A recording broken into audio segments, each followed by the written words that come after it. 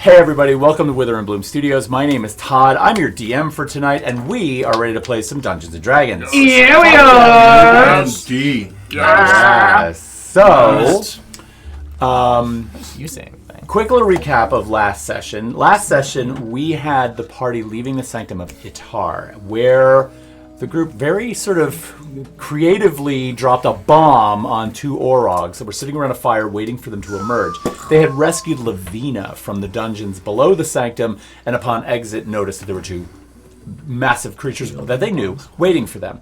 So they blew those guys up, and they basically moved on and found themselves down in the city of Cori once again, where they had a few things to accomplish before they got to move on. So Cersei picked up a book that she was having studied. Thrud and Cersei went on to a forge to get some business conducted there.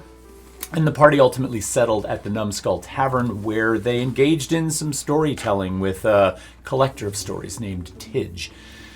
The party has had one day of downtime rest, and then they have emerged from the Numbskull and are standing on the front porch with Lavina, ready to decide what the next move is going to be, which we haven't really talked about. So what do you want to do? This is true. In downtime or after? No, we can discuss downtime later. We don't need to go into all of that now. That can be kind of a holding slot for you to tell me, I don't know, after the game, like, hey, by the way, during downtime, I read or I did or whatever. I love that story. Me too. I think, because last session we had talked about heading to Steekrux Tower and how time was of the essence to investigate that, find out what Lavina needed there, and then take down Crix's... Was that? Are you okay? Oh, I might not be weird. A lot of bullet. Oh no! Shots of vodka. My father, ladies and gentlemen, and otherwise. Oh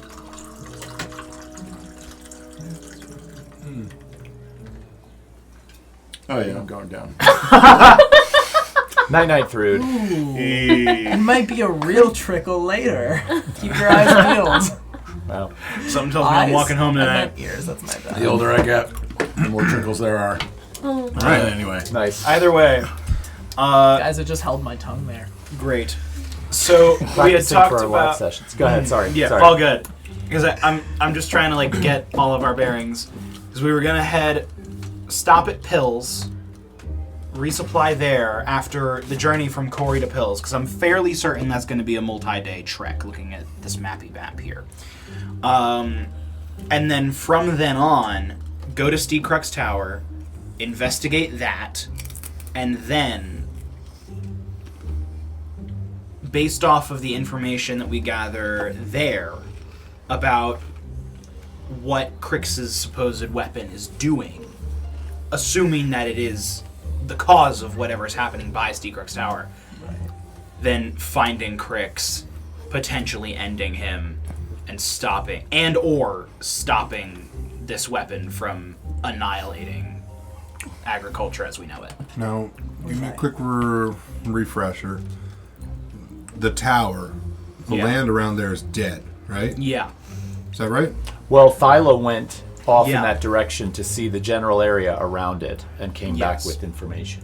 I never went in to that area, but Thyla had received visions from the Resonant Gift of Steekrux Tower and of that region where everything was dying out. Traveled there, investigated it, got a bad vibe, and went back to Cori. Okay. So Lavina has just kind of confirmed Thyla's suspicions that there's some weird shit going on there. It's possibly a deployment zone or something. Is that right? There's only one way to find out. Maybe heard, I think. Now, a couple of little tidbits that would have happened during your downtime. One, Lavina does have a map in her possession that shows her the way to Steekrux Tavern. At one point during your downtime, she pulled that out to sort of map out a route for you guys to all sort of take.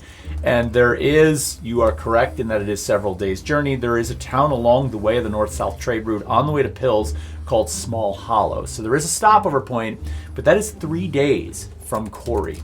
So it's 3 days to Small Hollow and then 2 days further to Pills. Wow. You've got about a week's journey to get all the way down to Pills if you're on foot. If we're on foot. If you're on foot. Is there a About to think. stable In Corey, absolutely. in our downtime?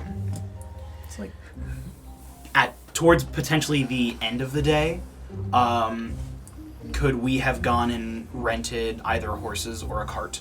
Yes, or all of those things if you'd like, for sure. Do we want individual horses, or do I don't we know about want... you, but we're broke as fuck. yeah, I'm broke as fuck. Well, it depends on how expensive it would be.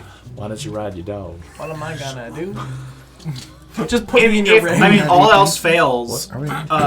twice a Are we day, like I this could turn into a So horse. could I. No. Not quite there yet. Hey, can I ride? But There I'm are- using my slots. I don't know Time how to do passing that. sucks in this game.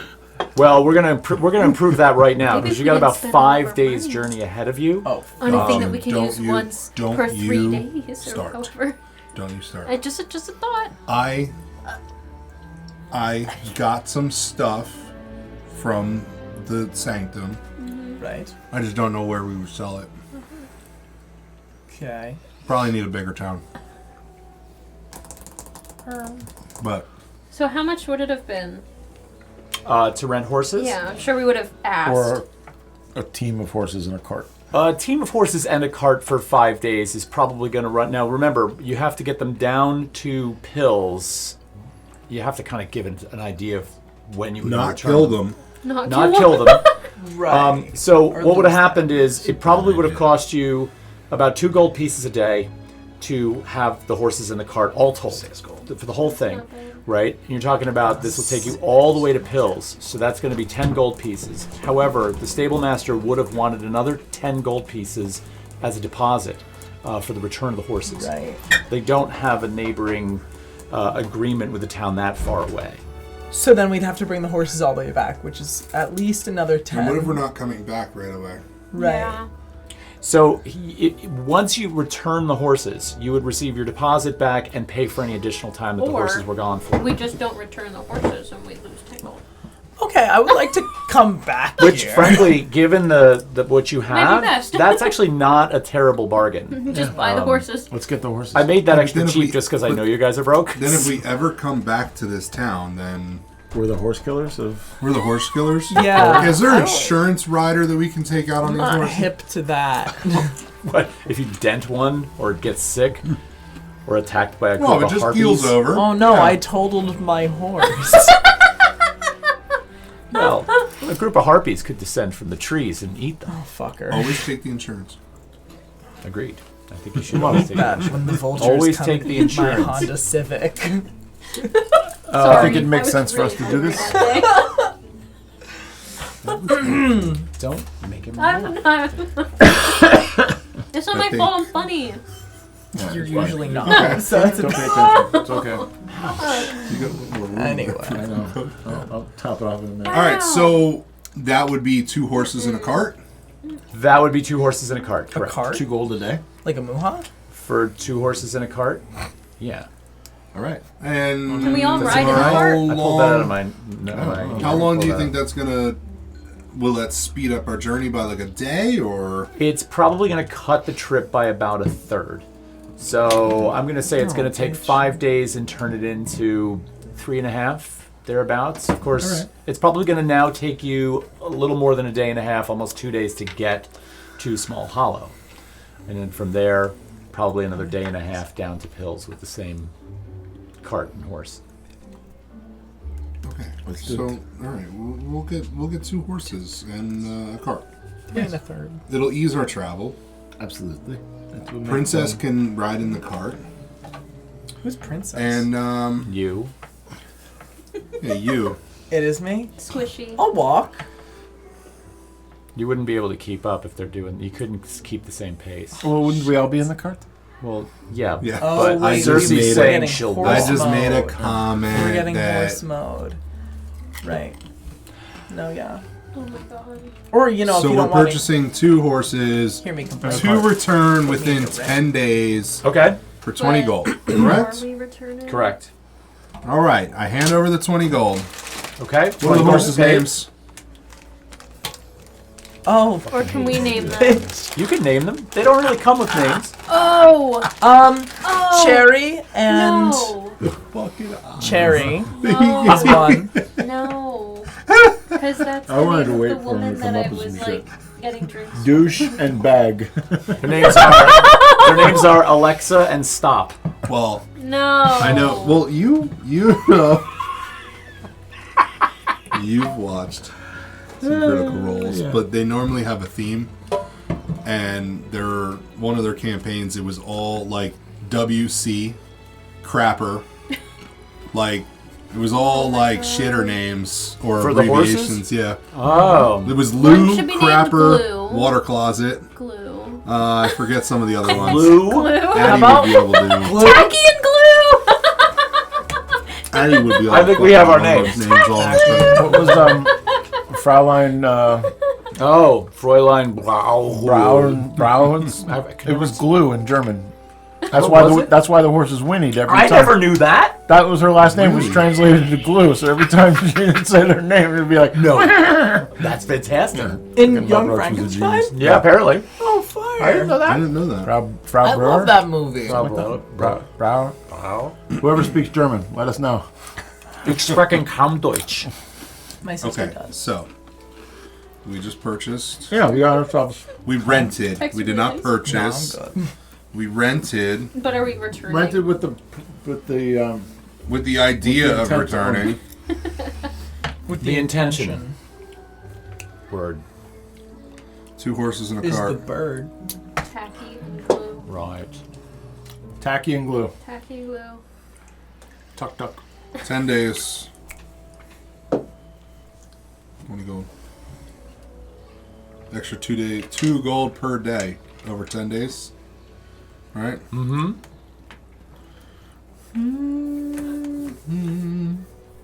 Crazy.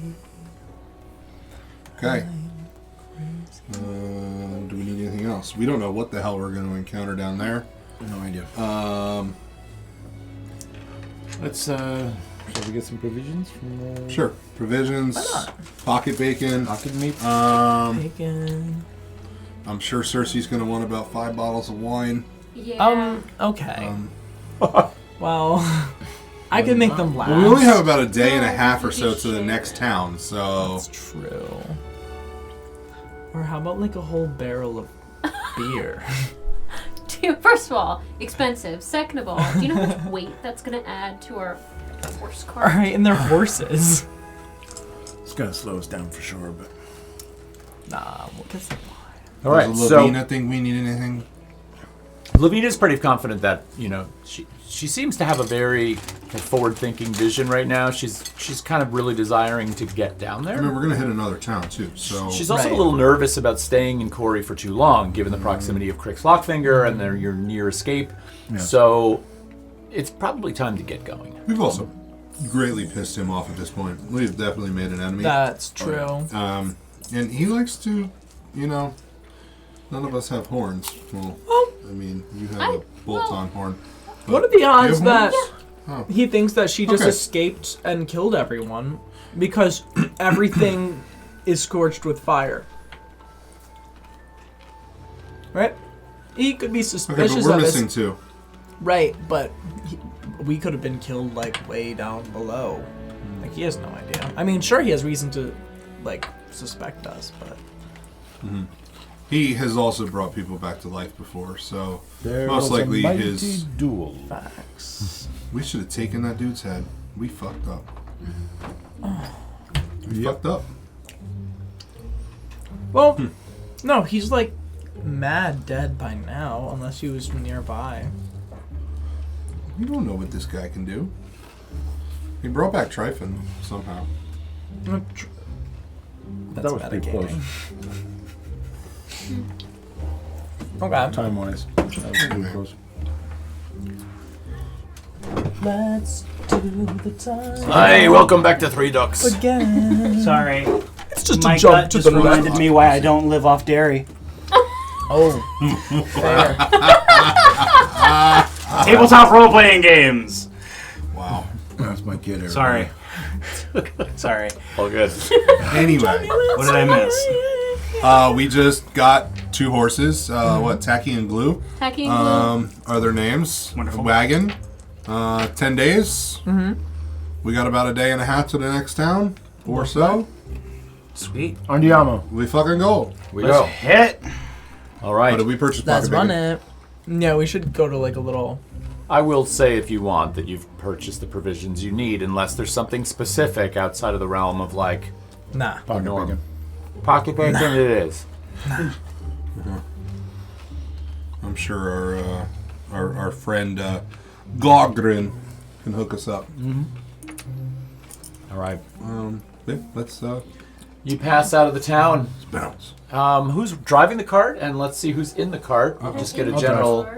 I am in. I'll drive. You're driving? I'm in the cart. Let's definitely You're keep in the cart? Lavina In the cart. in the cart. So this road is continuation of the north-south trade road that you know so well, all the way down from North Veritas, and it cuts on a sort of southeast trajectory across Emberfell. To your left, which is to your right, which is directly south of you, is the Sylvan Vale Forest, as you know. To the left and the north of you, continue on with this continuous landscape. You've really gotten a grasp. Oh, those lights are so fantastic. It'll go out in a little while. Yeah. You've really gotten a grasp on how absolutely monumentally vast the North Veritas farming community is. It goes on for days and days and days worth of travel. It's like traveling across the plains of a massive country.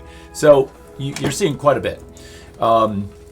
The trade road here is fairly well traveled, and throughout the various time that you're traveling, you do see several wagons of provisions and merchants and people that look like their entire families walking.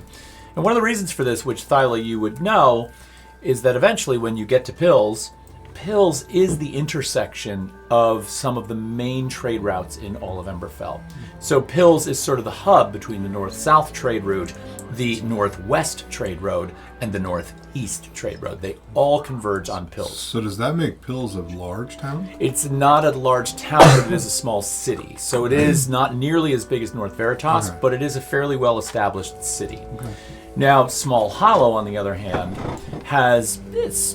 it's not quite living up to its name anymore. It used to be a small stopover town. It has grown in size, and there is a fair bit there, but it's not nearly as big as Corey, and certainly not as big as Pills. So anyway, we're traveling. Yeah. So in the course of the next day and a half, you are going to at least bed down for camp. One night now that you've got the horses. Yes. So I'm going to push us ahead to that night. And is there anything that we want to accomplish in this, or should we, for the sake of time, continue moving? The campsite that you... what I should say is along this route, there are several designated areas that look like they are used regularly by merchants. They're actually larger campsites. And so, they look like they could accommodate 10, 20, 30 people in some areas. It's just like... because this is a fairly busy road. So it's not hard to find a place that is a regular stopover point for you to bed down in. So as evening comes on, you pick one. Here we are. Yeah. I think, Do we have a fire going? let's light a fire. Can we find wood for a fire? Very easily. We'll gather some wood. Let's light a fire. Okay. Choppy. Choppy Are choppy. you ready? I think you can handle that. Sure. I'm just hanging out. I don't want to do anything in particular. Spend a little time with my cat. Okay. What are the rest of you doing? I would like to look through my little book and take out a piece of paper. And every name that's referenced, I'm going to just write it down. Okay. You missed. And are you looking for anything in particular by doing this? In doing so, like right now I'm just trying to find anything that looks like it could be, an anagram for my name. Mm-hmm. Really just writing down any strange names. But if something obviously struck me as like if it just happened to immediately click, then Yeah. right. Yeah. Okay. Absolutely. Yeah. So you spend a little bit of time doing that. Make an intelligence roll for me. What are you doing, Remy? Remy is...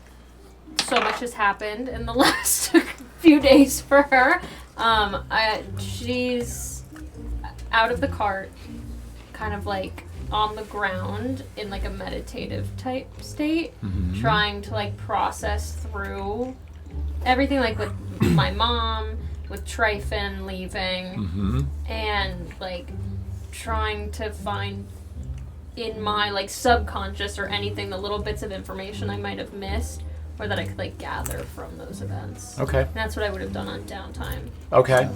Okay, so I'm just going to have you sitting off just in the shadows, just outside of the firelight, on the ground, meditative pose, maybe connecting with a little bit of that vibrational frequency that we talk about in this region. Yeah.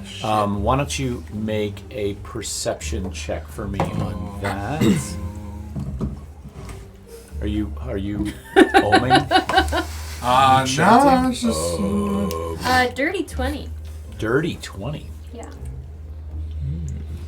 So, We're having +6 per person. how long do you intend to sit in this meditative pose? I'm curious. Probably a decent amount of time until like I'm like beckoned out of it. I don't really have any other thing on my plate. Okay.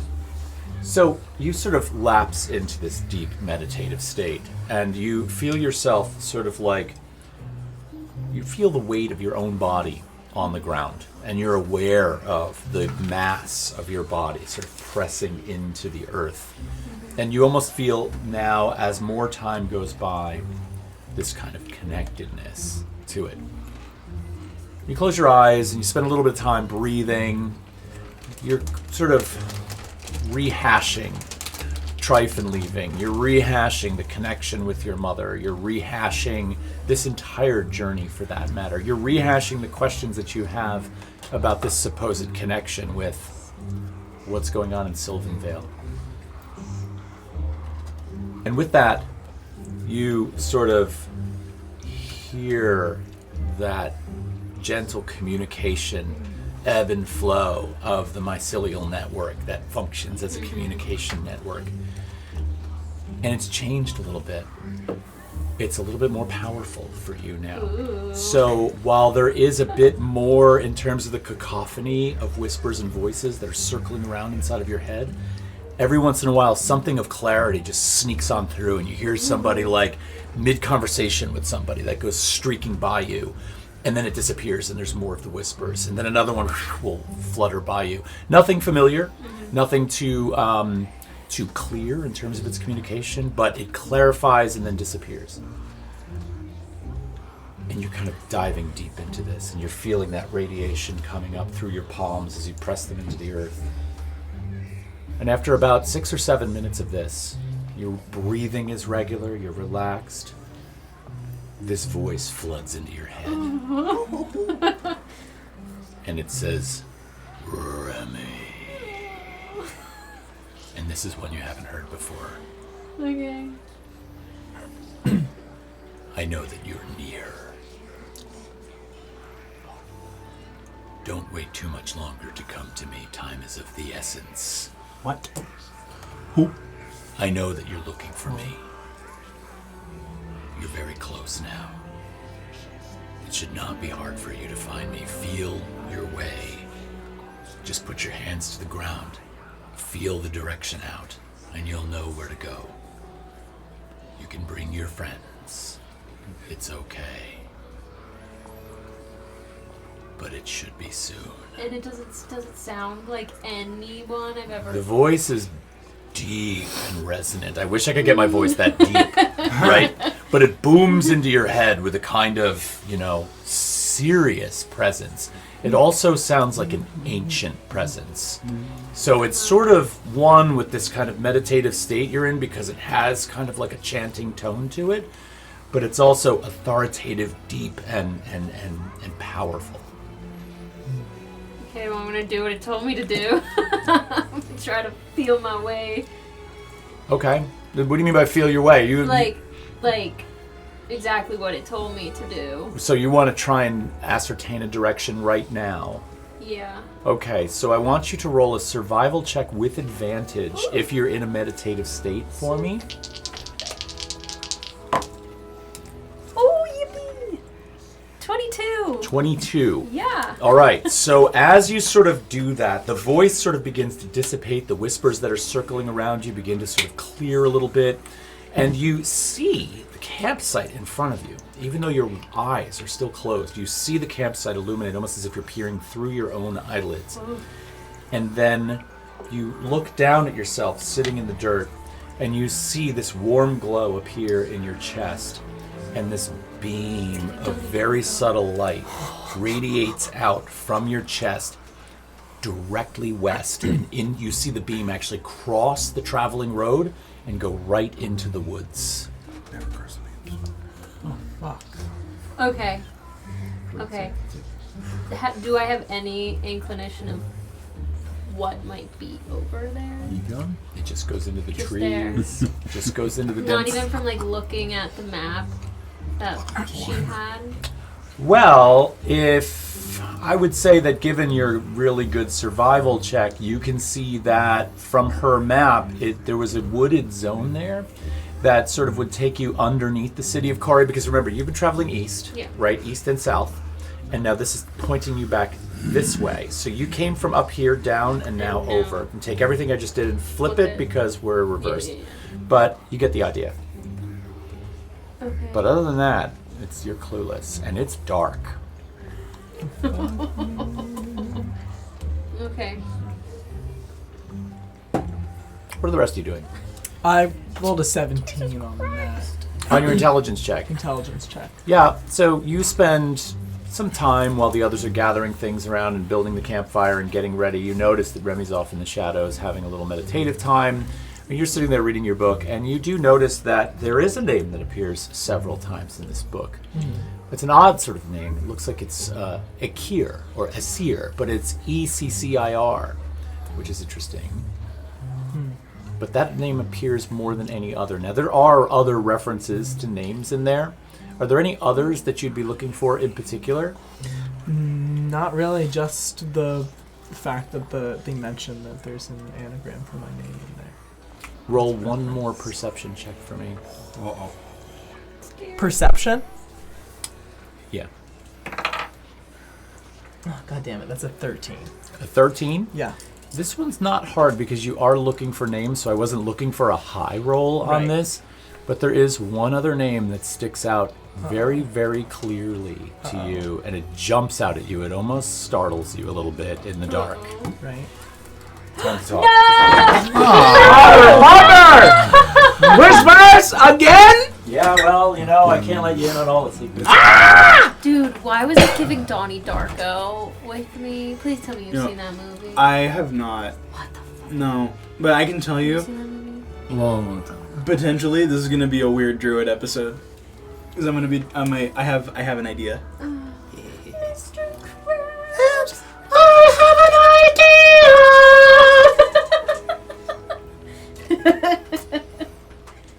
This is why we're not allowed to sit together. No, we're not. Yeah. Me either, and what happened? I'm so glad I got an advantage on that last roll because I rolled a 4 and an 18. We love to see it. Yeah.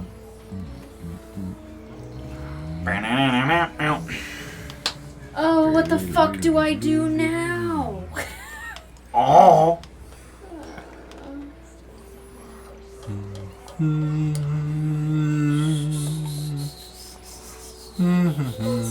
Oh, what you essentially fill in. Yes, please. If you haven't picked it up, Cersei got that book from the library, which is like dated in the future.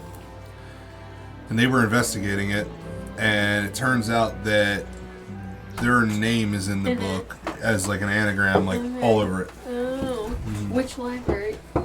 It was a librarian, Corey. It was like They some took mages to or the some library. shit. Oh, that was fun. I'm so scared.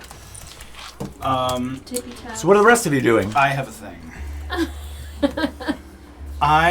Thyla is going to sit on the ground, and their eyes roll back in their head, and a little bit of poisonous gas escapes their nostrils and mouth. Much like your DM. Lizard is weird. Oh yeah. Continue, please.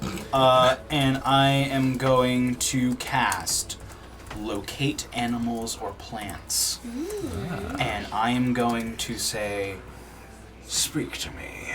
And I am going to cast Locate Animals or Plants to try and detect any cone of Lotusia within 5 miles of my location.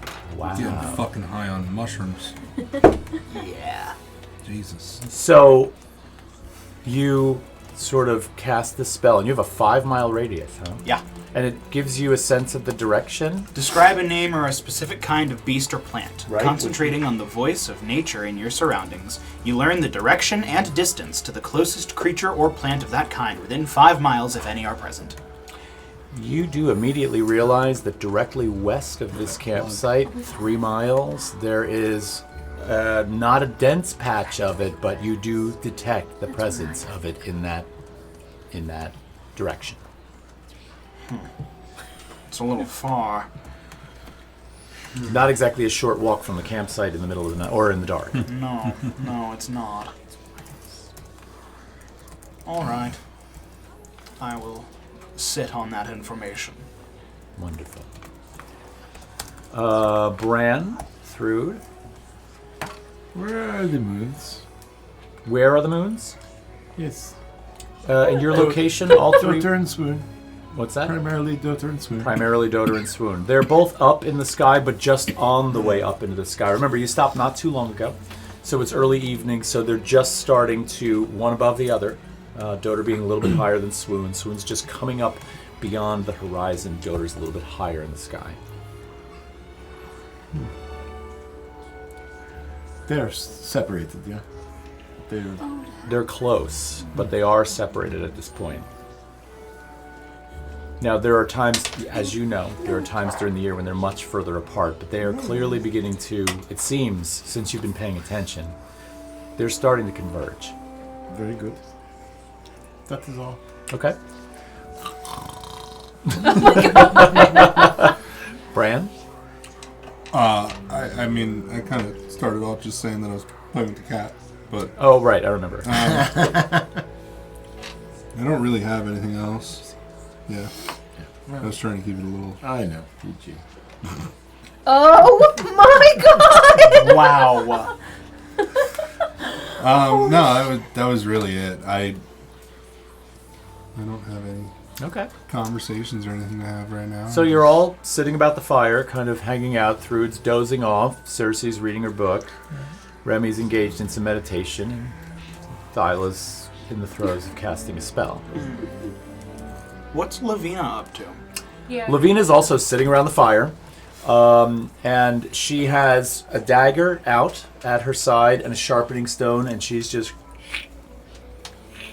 This bitch is sharpening gonna a kill us dagger. in our sleep. Yep. What's that? So this bitch is gonna kill us in our sleep. You got that right. Through Whoa! What did you just say?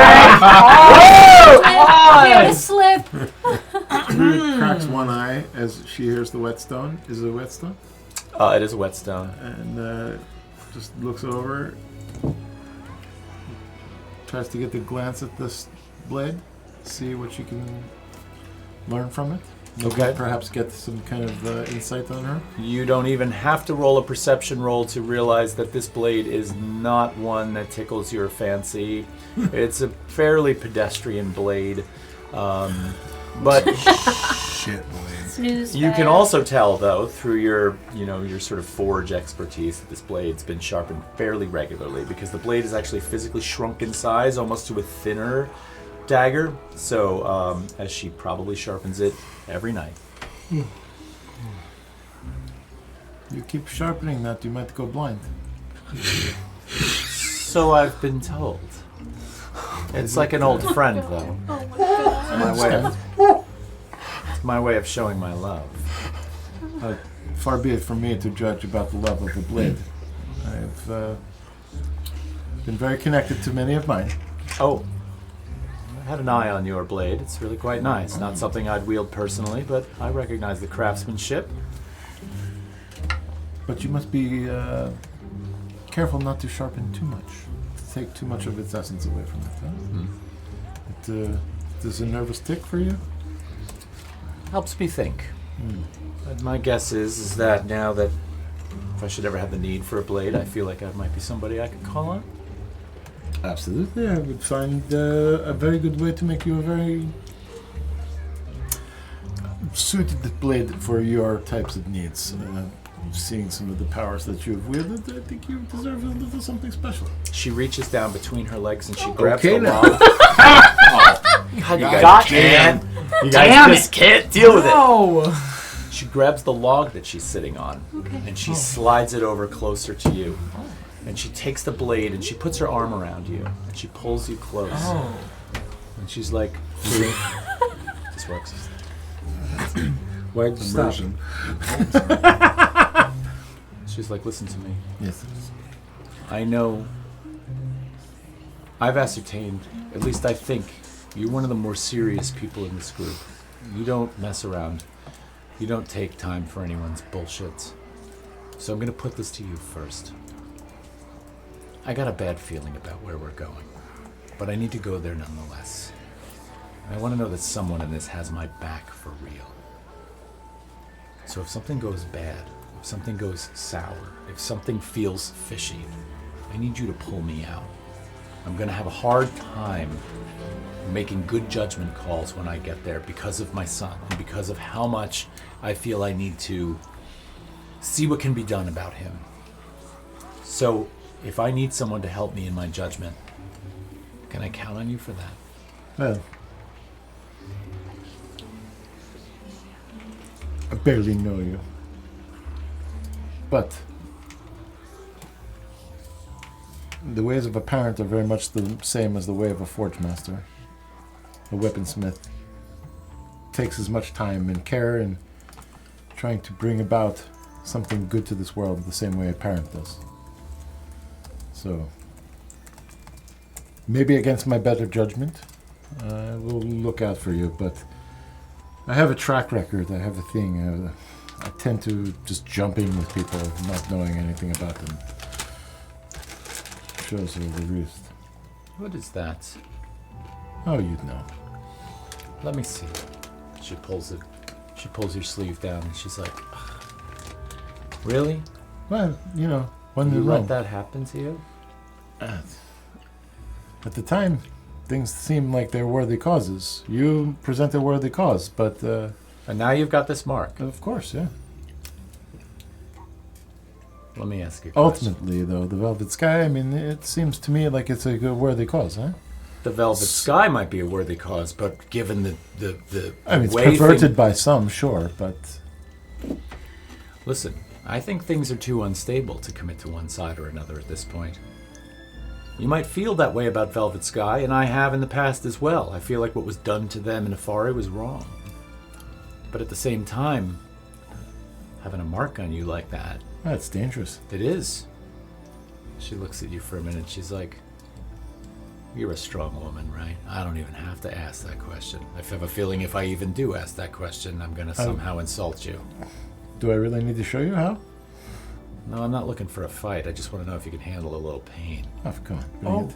Oh. She grabs your hand It and wouldn't she be the first pulls time. it out in front of you, and she pulls the knife back out. Oh, shit! And she's like, "Trust me."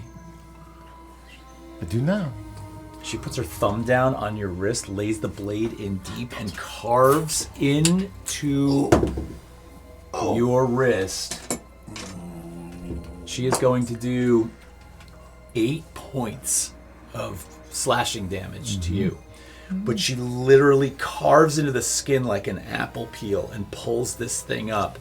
Pulls it, and you immediately just begin to bleed, right? I want it. She reaches back into her pouch. I want it. Don't get rid of it.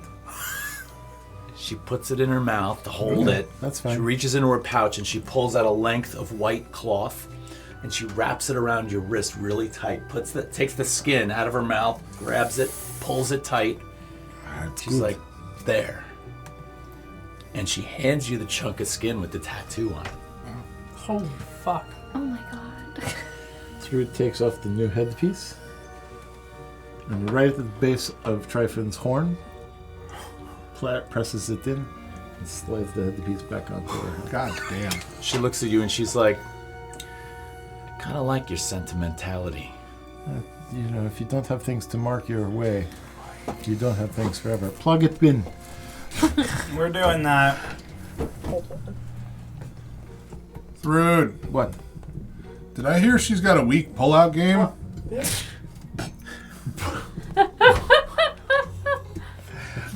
I've been sitting on that for 5 minutes. God damn it, Garrett. She said, "Pull me out." Whoa. I don't know if Now that plug it light's back in. gonna work. Now plug it back in. Technical difficulties. Okay, There we go. Maybe. It's gonna go out. That's what I did on this one. Holy. Oh, really? All right. After seeing that, Piece Yeah. of shit. So after having seen that, I'm gonna quietly cast Healing Spirit. You call forth a nature spirit to soothe the wounded. There is an intangible spirit that appears in a space in a 5-foot cube that I can see within a range of 60 feet. I assume that happened within 60 feet of me. And the spirit, I want to manifest as a beautiful and yet still somehow morbid golden skeletal stag Ooh, bringing back the stag is nice. that just walks in between Lavina and Thrud. And Thrud is healed for holy Lord. 4 hit points. My bad, y'all. This ethereal stag appears, pushes between you and Lavina. Do I see this? Because I'm still in that. Yeah. Do I see? I would imagine I that could I would imagine by now you're sort of half out of your meditative Yeah. state because you've received some information now. You're thinking about it. You're Yeah. eyeing up your party to see what's going on. So. Yeah. As I came out of that, I'm gonna go into my bag and kind of do the worst sketch ever, and making notes to myself of all of that. Okay. Remy can't draw, but But she tries. she tries. Okay. Gotcha. To remember. Okay. Fair. So you're journaling. Self. Little visual journaling going on. All right, we're gonna bed down. Is there any I think more so. any Yeah. more conversation? I would like to, because presumably we're still sharing a, Okay, so I'm gonna, as we're all bedding down, I'm gonna speak to you briefly. So I'm sorry to press, but I think this is a rather important question, and you don't have to share, but I would really appreciate it if you did. Do you know any information about where Tryphon might be?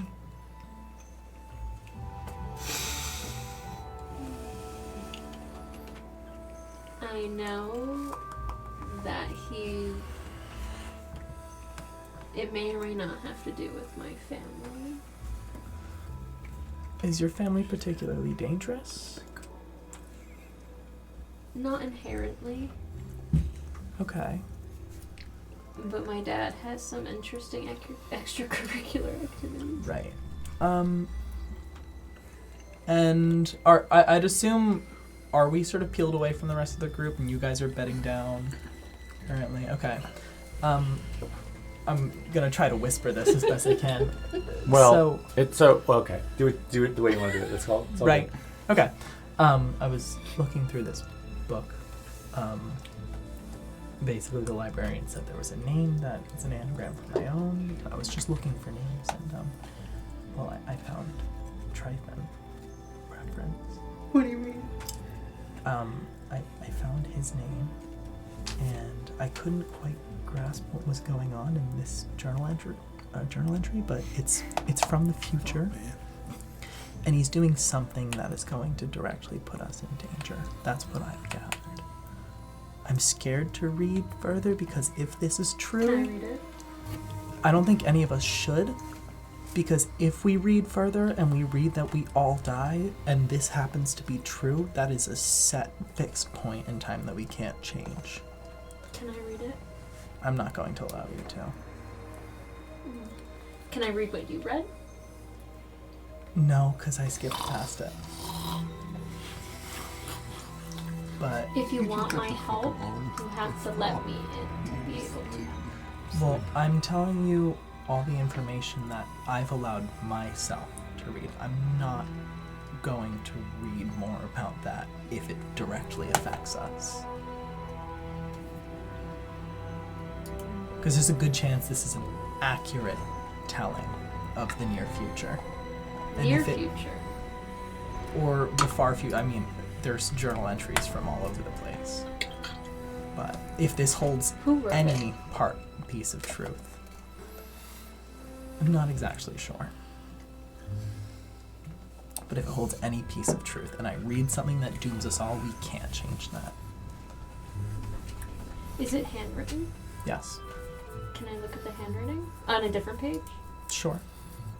I'll Does flip it look the... familiar to me at all? It would not look familiar to you, even if you did roll for it. It's not Okay. going to look familiar. No. You don't recognize it? This is out of game, but I think I asked Cersei. Oh, well. Well, I asked I'm Cersei different. if they recognized the handwriting. Right. I don't know if I But- got a straight answer on that or not. Please, I know you could go looking through this on your own, Yeah, but he's different. I'm scared for what that would imply if we read anything that sets our future in any bad sort of course. But that's the information I have, and that's all the information I want either of us to have. I think we need to go with this. Yeah? As soon as Is that... What does that pertain to? Like your family? Or I don't Check know. in? But it's important that we do it soon. Okay. Like tomorrow. Okay. Alright. Well, let's bring this to the group tomorrow then. Okay. Alright. Sweet. So, thank you, and I guess good night. And good night. I'm sleeping on a rock. So, sorry, Thyla, you were about to say something. Oh yeah, I'm going to bed. I'm sleeping on a rock. Okay. So we've got Thyla on a rock. Who's We've got taking watch? Is Lavina Rude's taking already the watch? fuck asleep. Lavina kind of turns and she's like, I can watch. I'll do first watch with her. Okay. I could switch off for second. I'll join you on second. Okay. Thurud just kind of, when she slumps down off of the log that she was sitting on, the one that Lavina kind of dragged over, she kind of rolls a little bit in that direction. Okay. Gotcha. You roll towards Lavina. Yeah. Okay. So Lavina's kind of just hanging out in that spot, actually, about to take the watch. And she reaches over, she pulls out a small pouch, opens it up, and it looks like she's got a collection of, like, dried fruits in there. And so she's like, you and me? All right. I'll wake you when it's time. Farewell. And you guys are out. Love Honk me. honk shoe. I'm a Remy's bee. never done a watch before. I know. So you guys are sitting there for a little while. Are you gonna make conversation, or are you just gonna kind of hang out and stare at her? Well, Remy's not that much of a freak. She's kind of a freak, but no. Yes, she is. Oh. Somebody gonna I didn't mean know you'd about actually do that. I Yeah, just meant, what do you want to she do? Super freak. I Drew it in the streets, freaking the sheets. Oh. I will. Oh my god. I'd probably make, pleasant conversation with her. Mm-hmm. Nice weather we're having. Just like, I don't know, life. Like nothing too deep and crazy, but seeing the interaction between her and Thrud over the Velvet Sky. I want to like integrate that into conversation a little bit.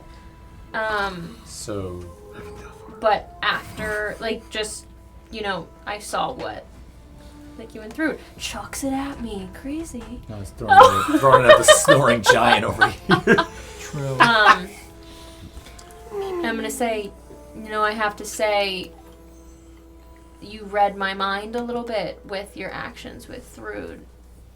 How? Because I was gonna be doing the same thing very soon. And I'm gonna show her my tattoo. She's like, oh that I my have. god, how many of you have this freaking thing? Not all of us, because we weren't all present. I was the first one, kind of against my will a little bit. And I think with the direction in which I'm going personally, I can't have this on my body anymore. What's that mean? It's just something I'm feeling deep down personally. What is your story anyway? Where are you from? Who? Amakora. Ooh, tough girl. Kind of. I'm becoming. Brought you all the way out here. I don't even know. One day I was there, and the next I had to leave. I wasn't really given much information. I wish I could say more. Come now. Somebody doesn't wind up 3 weeks away from home in the middle of the forest, alone with a group of... I'm not even sure how you know these people. Without something. My father sent me away. That was nice of him. Yeah, well, Why did he do that? for my own protection, according to him. I'm not very familiar with what my father does. He kind of kept me out of his business. Interesting. Yeah, he, you know, had employers and, you know, he had somebody that he kept pretty close to kind of watch over me as I grew up.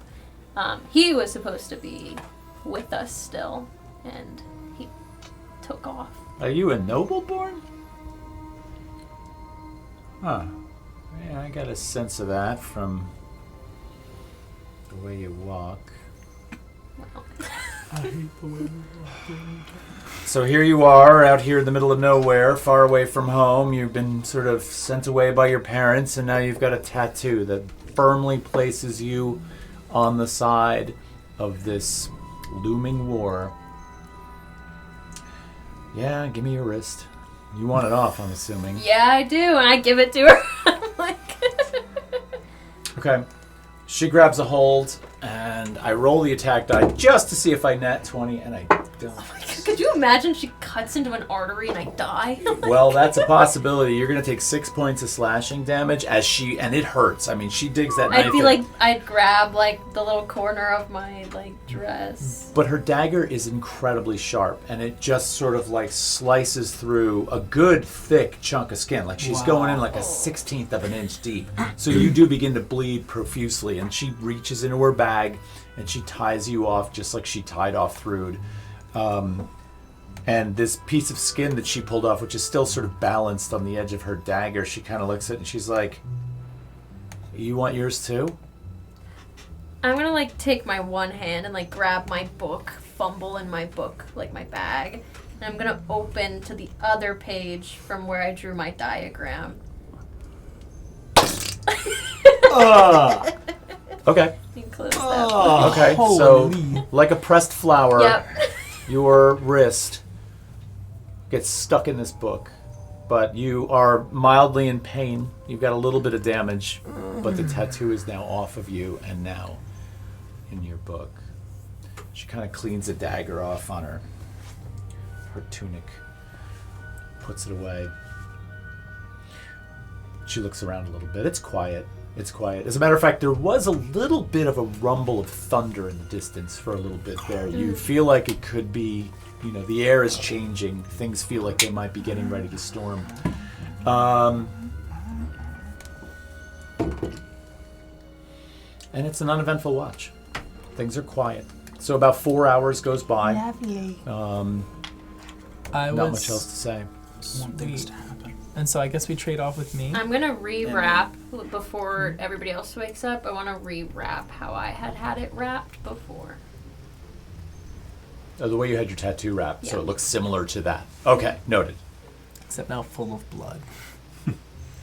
It's all about the layers. Yeah. Yeah. Layer up, sweet Gotcha. cheeks. All right, that's gonna put us on Thyla and Nathan's watch. Who the fuck is Nathan? Right, Thyla and Cersei. Thank you. Yeah. How did I blow that? I don't even know. Wow. I've done the same thing. Who the Damn. fuck is Nathan? Wow. Thank you. That was good. I needed a spanking. Wow. Okay. All right, so the two of you are up. It's. I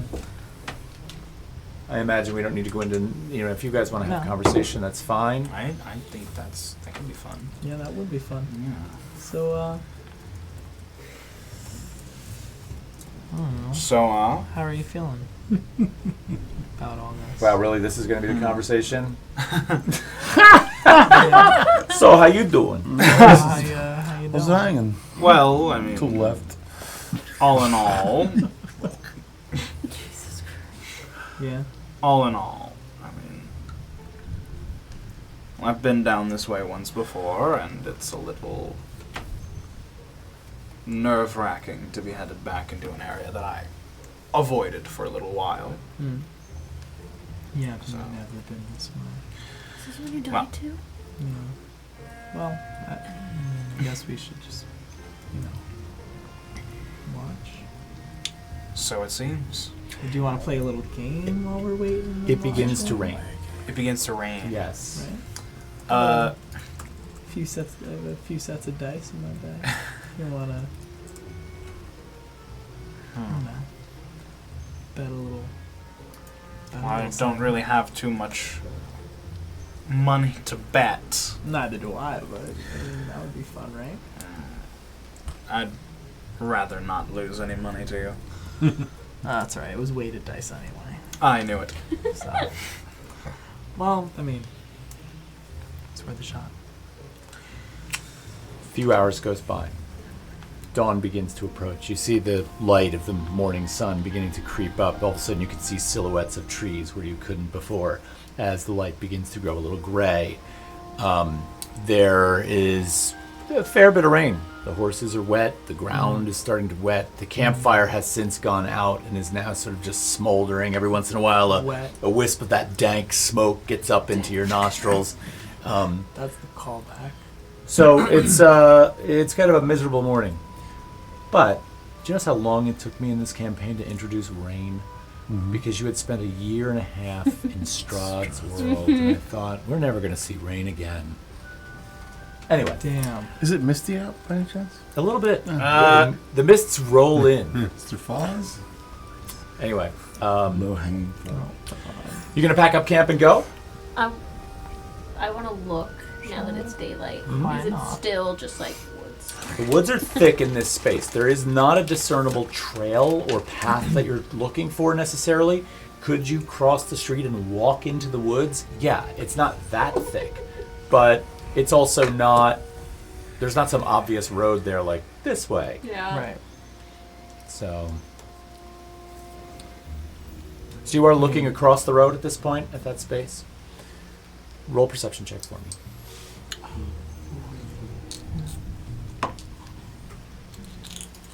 Uh, 16. A 16. You see something very small on the side of the road as you're looking across the north-south trade road into the woods, and you realize that you don't really come up with a trail or anything like that. And you glance away. Your eyes sort of drift down and across the road and back towards the camp. But just as they do, on the side of the road, you spot what appears to be a very small object that appears out of place. Not a rock, not a twig. Almost looks like a small life form. It looks like a small... I It's wanna not go to moving. it. I'm going to it. Okay. You walk up, and there on the ground is a small-ish 5-inch dead bird laying on the side of the trail. Dead bird. Wait. Pause. Oh, it's dead. Yep. Fuck. Well, as in what? Half dead? It's Mostly It's dead. Mostly Well, alive. mostly dead. Like, What does percent? have 0 HP, but it's not dead. No, it's dead. What you need is a miracle pill covered in chocolate. Shit, stiff bird. What kind of bird is it? Why don't you go ahead and make a nature check for me? Are you picking it up? What are you doing? Are you looking at it on the ground? Are you picking it up? Like how? I'd probably pick it Looking at it up. with a stick. Okay. So you pick In up my this bird. druidness. You pick up this bird and you begin to look at it. Why don't you go ahead and make a nature check for me? 17. Nature. Why can't I find the name of the damn bird? I wrote it down. It's here. Please hold. Jesus Christ. What? It's a double-breasted booty. Oh my god. Shut the fuck up. Something's in the air. Something's Oh my in the god! air. I don't like wonder if it. didn't. Oh, okay. Sorry. Nah. Oh, there it is. Okay, got it. On a 17. So the first thing you notice while you're trying, to investigate this bird, is, it's got a standard arrangement of feathers. It is a songbird, right? But you notice that all around the breast region of this bird is what appears to be a black, soft, powdery substance that looks like it's growing on the outside of the bird. Oh. And, as you pick it up, you see some of it fall away. Almost like a... Would this alarm me to put the bird down? Like a thick dust. Would it alarm you to put the bird down? You tell me. I would probably put the bird down and crouch with the bird. To still look at it. Like maybe with a stick or... A 17 doesn't give you the species of the bird, but you do know that the bird is probably not your common garden variety bird that's always up in your face here. So you begin to put the bird down. Roll perception check for me really quickly. Thrud looks over and says, "Hey, stop touching that. That's probably got diseases." Perception? 22. 22. Damn. Plus 6, baby. In an instant, as you're reaching down to put down the bird, you hear... Yes. And as you kind of turn at the sound of it, you see this set of wings unfold as this raptor comes down from the tree Can I run? on the road. It comes down, talons out, and it Eldritch comes Blast. in. It comes into. Can I It run? almost looks like it's trying to grab the bird that's in your hand. Dominic. And Get disease mode. So, do me a favor, just make a dexterity saving throw for me. Fuck. You're gonna get bird scuzz in your I'm fresh gonna wound. I'm gonna fucking die. Oh, nat 20 plus Oh! 3! 23! So you instinctively clutch the bird and pull it away as the two talons sort of swoop by you and miss, and the bird's like, and it circles up and around you, right? And it Running. arcs up and around the trees, and you begin to run. Bird in the bag running. Almost Do I shoot see that this? bird. Bird in the bag. Yeah, I would imagine that. Yeah, what's your passive perception?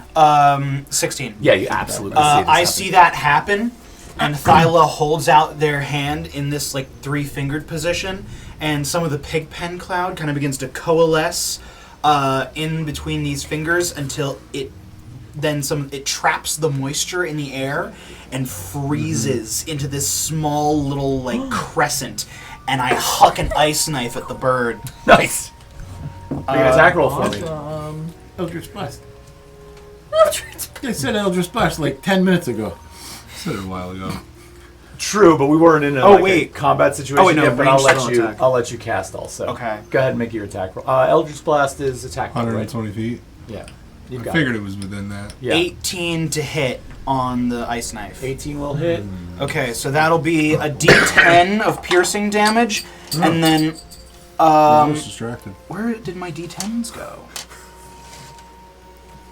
You want to borrow one? Man, I don't think an 8 hits. Yeah, I don't know where all The my fucking D10s screeching went. distracted me. I was shot in that direction. I Yeah. don't like okay. this, like...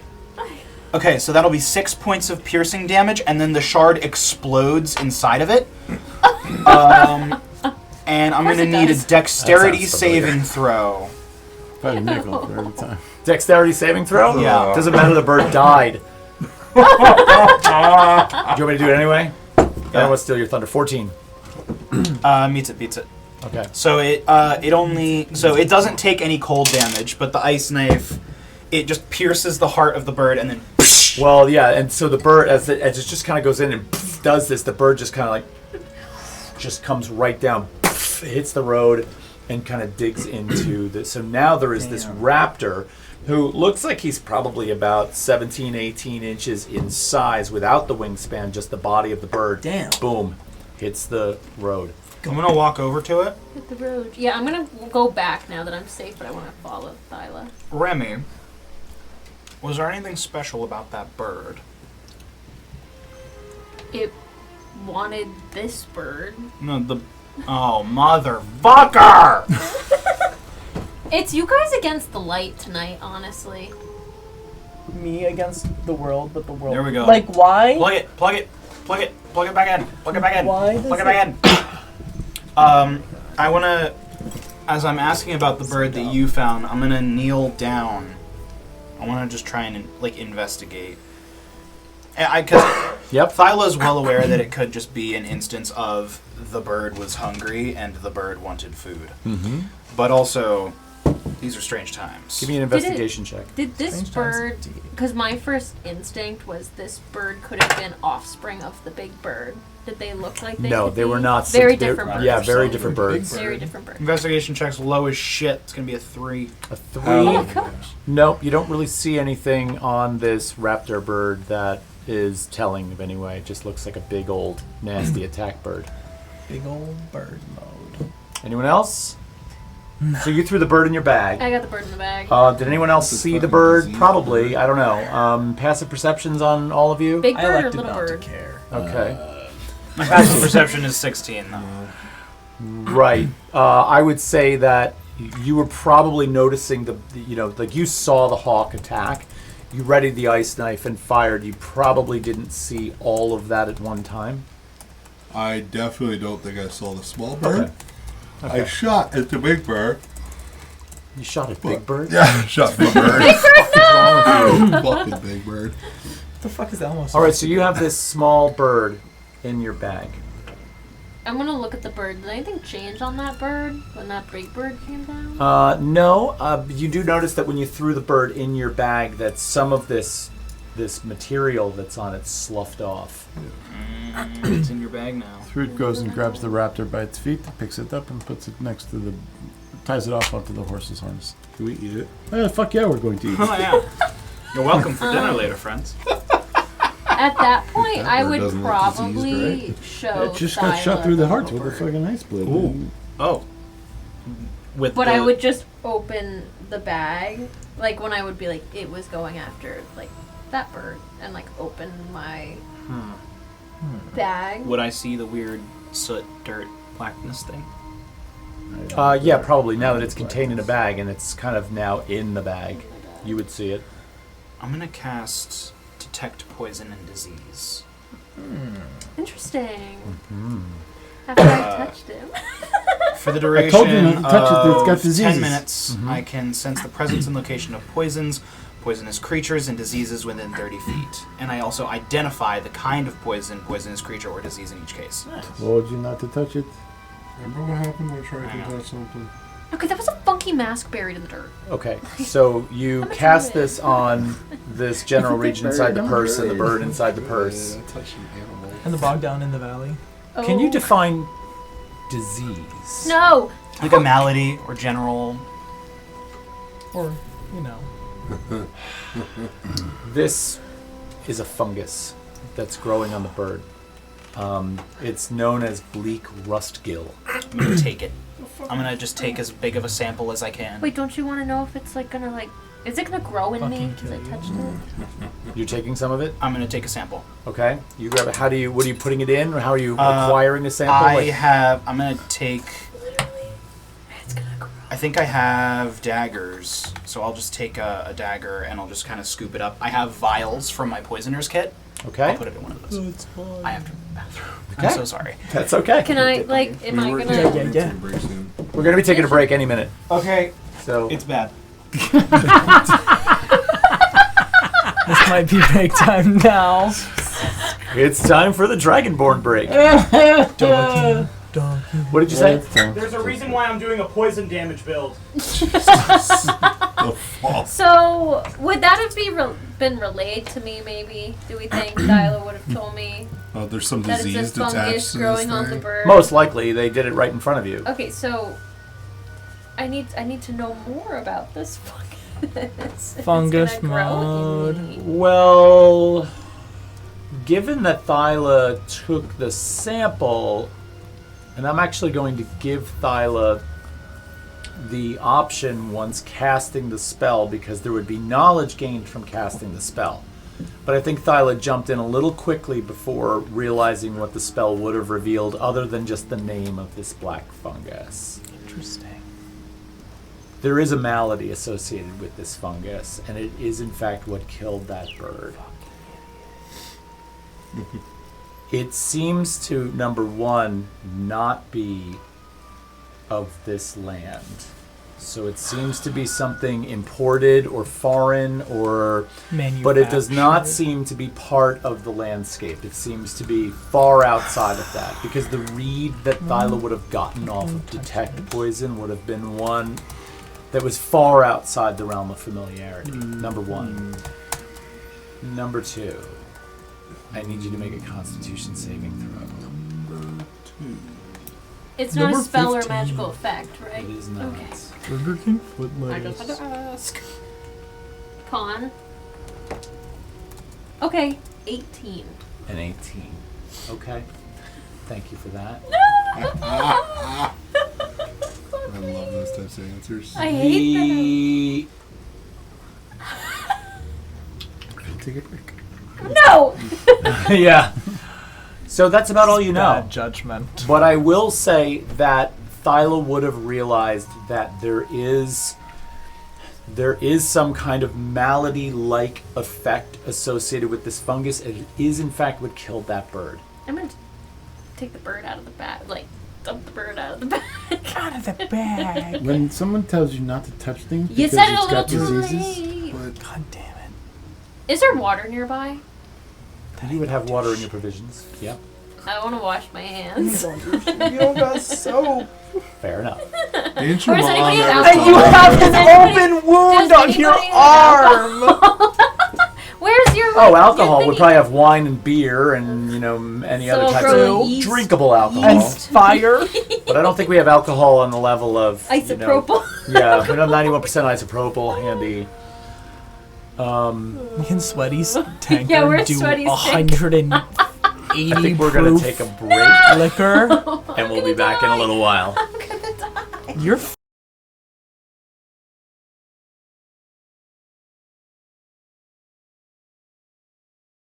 We're back from the break, and one of the things that I wanted to remind Thyla of, Thyla made a rash decision after casting Detect Poison and disease. After just learning of the name of this fungus, Which I kind of forgot over the break. black, hang on. Black rust, bleak rustgill. Sorry, bleak rustgill. Is that 3 words? No, rustgill is one word. Bleak Rustgill. Bleak rustgill. But where Thyla might have acted a little hastily before I finished my description, My bad. Thyla should also know before taking said sample that this is definitely what killed the bird, and also does have a malady attached to it, although you cannot directly identify what. And I scrubbed my hands after you left. And made a Constitution saving throw. Yeah. Did you pass it? I have no idea. Great! Wait, what did you roll? An 18. Great! But the response wasn't Great! super positive. Great! Great! Still taking that sample. If I keep it, And I dumped the bird on the ground. if out I of my keep bag. it in an airtight vial, like per se a ring. No. Because I have a poisoner's kit. That's a dimensionally tight vial. So, What she said. here are my thoughts. Yes. If I were to just take a dagger and like scrape a little off of a feather or of the bird's body, and then and then place that, like kind of like scrape it off the dagger blade into a vial, and then cap that vial and ensure that it was airtight. Does this go airborne? See, that's what I'm trying to figure out. However, Yeah. I want it. Right. Your call. I tasted that. Because my goal is to take a sample of it for use in the Right. future Right. without touching it.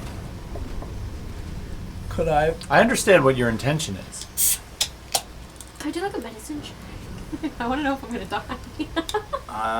Hang on. Do I have any spells prepared that I could be silly? Um. No. Are you currently like? Because what I want to do is just because you dumped the bird. Yeah, dump the bird.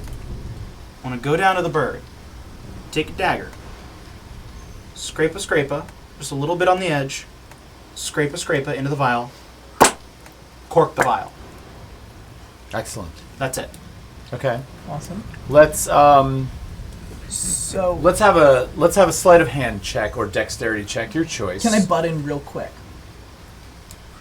Right. I just want to offer you a piece of cloth to put over your nose and mouth in case scraping it off with a knife sends anything airborne. Yes, I will do that, and I will do that. Can Can that count as a the help help action? Wow, in stereo, and for that stereoscopic help action, I'll say yes. Awesome. Yay. Do All you right. just want to roll with advantage? I'll just roll advantage because I have an okay sleight of hand. What? I'm gonna die. No, you're gonna be fine.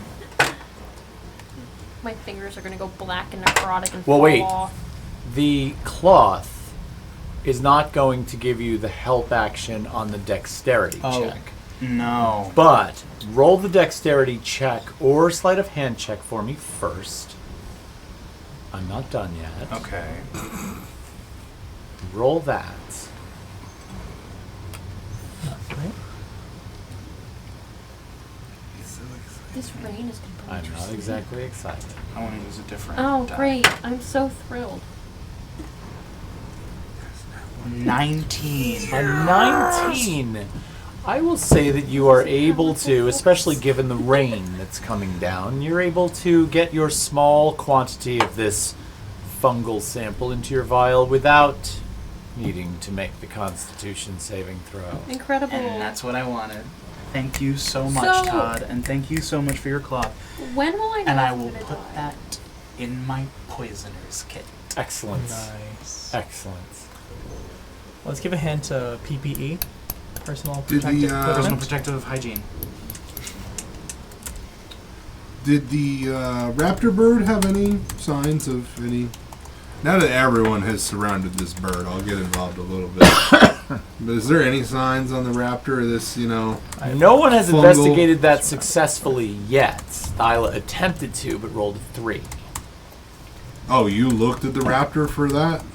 No, I just looked at the raptor out of curiosity, and then Oh. Remy showed me Weird Bird, and I went, So ooh. no one's Weird really looked Weird for that. bird. Are you Thrud looking? strapped it to a horse. Yes, so, Thrud did strap it to the horse. Now the horse and is gonna die. My mind is immediately thinking of eating this thing, so Yeah. yeah, I'm going to. Are we gonna head out on the road also? Wait, I Well, we wanted are, to but I talk think to- Bran wants to We make. need Bran's trying to make talk. something. Make a cook check. What are you? You're trying to. So, Do you want me would I roll perception to? Are you looking at the bird for this? I'm looking at the raptor. I mean, I bounce would off each have, other. I think, been hanging around enough to see whatever the heck. The, Absolutely. Roll fungal perception is- check for me.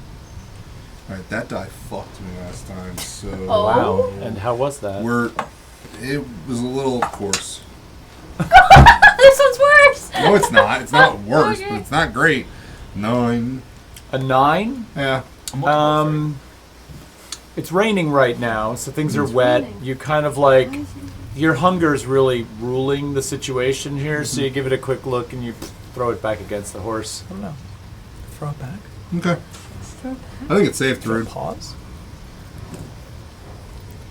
I don't know. Alright. I still have detect poison and disease up, right?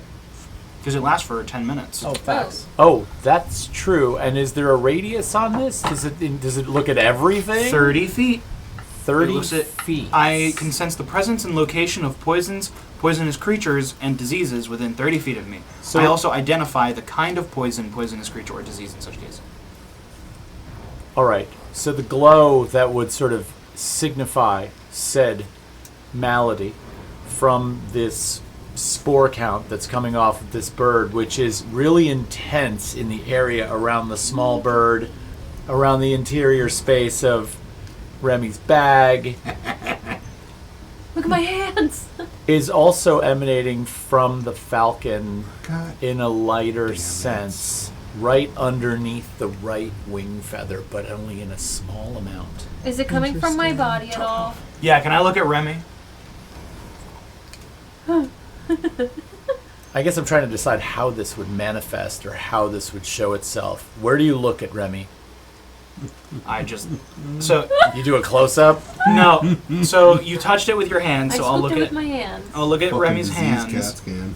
Well, 'Cause- Remy has since washed her hands. Okay. With just water. Is there anything else that my spell shows me? On me myself. Oh, On sorry. Remy. Since it is going to show you, and I'm not going to make you look extra hard for it, you do kind of take a close look at Remy, and you do notice a little bit of that faint glow in her nostrils. Oh my god, oh my god! Oh, yes. Do you tell me? Get out, get out, get out. I'm gonna So, blow my fucking nose. a couple things about the birds. How set are you on eating the big one? Look tasty enough. It's contaminated. Fuck that then. And also, Remy, there's a little in your schnoz. Oh my god, I'm gonna like neti pot the shit out of my nose. No, I'm not gonna do that. Yeah, wash it in for Yeah, because it's gonna go in my brain. Oh my god. Eating. I'm gonna like snot rocket Fungus. my nose. That's hot. Roll for snot rocket. Wow. Yeah. Snot rocket and like 16 on really my like left nostril. scoop my nostrils out. Okay. Right. Because it's still like, Well, I guess we're Roll leaving with the disadvantage. raptor behind. So, question about the falcon. Yeah. oh! You said that the disease is only present on the one wing. Mm-hmm. So you do notice that. So the differences between these two birds is the bird that was dead had probably 30 to 40% of its body covered in it, and it worked its way up the breast. The falcon only had a touch of it under its wing, so it didn't look like it had been affected as severely by it. Interesting. Is Under it its wing? shooting out of my nose? Like on its body? Yeah, sort of in the pit of the wing where the wing Oh, attaches it's to the that body. Okay. We should ditch the bird. Thrud takes a What do pair I of do tongs about and my snips the rope that the bird is tied to, lets it fall to the ground. Plops down into a puddle of mud on the ground that's now pooling below the horse. I mean, all meat has bacteria in it. We should get out of What here. do I do about my nose? Wait to see. About that. Well, so Remy and I have a joint concern. I think we need to go west. here's Why? the thing. Hold on. Pause. So we know about this book that I have. I promise this leads into her thing. I was flipping through it last night, looking for the name that the librarian said was an anagram for mine. So I was sort of just taking inventory of all the names.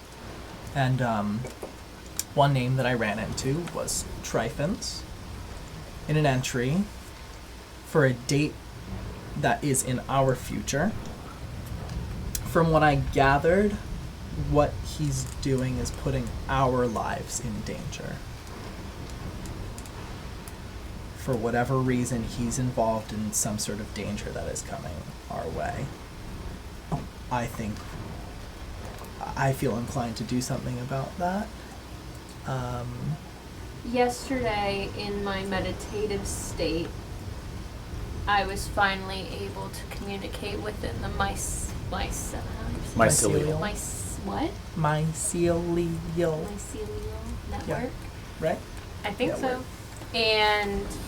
And by communicate, I was just listening. But a voice spoke to me saying, that I'm looking for them and that I need to get to them because time is of the essence of sorts. And they showed me where to go, which is west. And do you think that this would relate to finding Tryphon and... Did you It could. recognize the voice? I Is it just a didn't. random booming voice in your head? But I believe that it could be of some importance, So given everything. we're moving east currently. Right. And I'm going to point. I need to be that way. And I'm going to go with or without you guys. Well, that seems like a Terrible idea. bit of an ultimatum. Yeah. Because it's my understanding that as of now, we are heading east to potentially gather more information on how to stop the complete agricultural death of 2 whole continents. We're talking about saving nature. Right. And we are going to drop that, For a dream voice. essentially. I haven't told you guys much about my family and things involving them. But if this has anything to do with any of my family, I feel as though it could be at a little bit more of a greater risk for me to not go.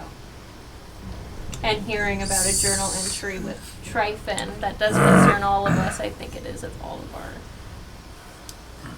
necessity to go. Is it involved? Do you know if it's involved with the other immediate threat that we are facing? I didn't read that far because I figured if anything rings true with the future events, then reading it would solidify it, and then we have no way to change it if it's bad. Well, How do you know that? Is that an assumption? That is an assumption. Is anyone else's name in that book? Well, I mean, I know my name is referenced in anagram form. Just saw Tryphon's. look. The bottom line is this. Nothing is written that can't be unwritten. That's not necessarily true. Then call me the eraser. Here's the thing. Listen, I've known Tryphon my entire life, and he was employed as a guardian of me by my father. And he left because of reasons with my father.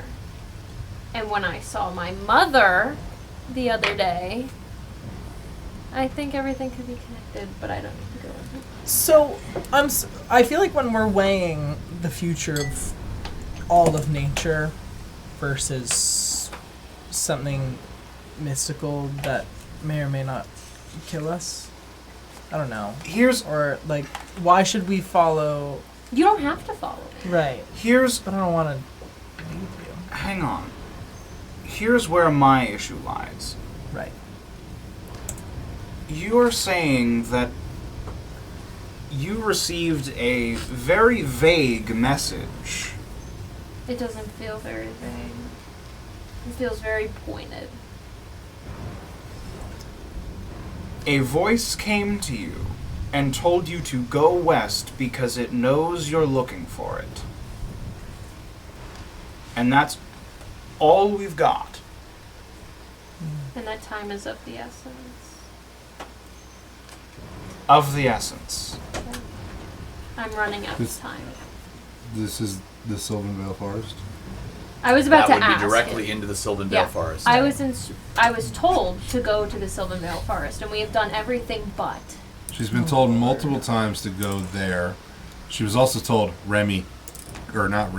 sorry, Tryphon? Tryphon could not go there. Right. And they told me to bring my friends last night. Interesting. Lavina's kind of listening to this, and it's just like, whoa, whoa. I was just Whoa. about to.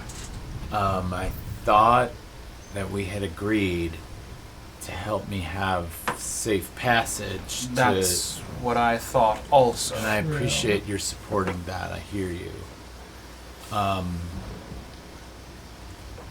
This isn't a terribly long amount of time that we're talking about to get me there. Right. And we know that we only have 2 weeks before whatever Crix is working on is completed. Right. Yes? To the best of my knowledge, that's what I understood it to be. Maybe. He blew up his thing, part of his thing. Oh no, That is Crix has already secured a fair amount of what he needs. Okay. Well, while you Interesting. guys have a timestamp for that, I don't. I could very well have 24 hours before whatever happens. How far do you need to go west? Is there any way for me to ascertain that? You only know direction. I only know direction.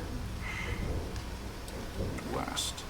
But given another chance to connect in that network, I might be able to get more. Tyler, weren't you going to help us locate the true children? I could.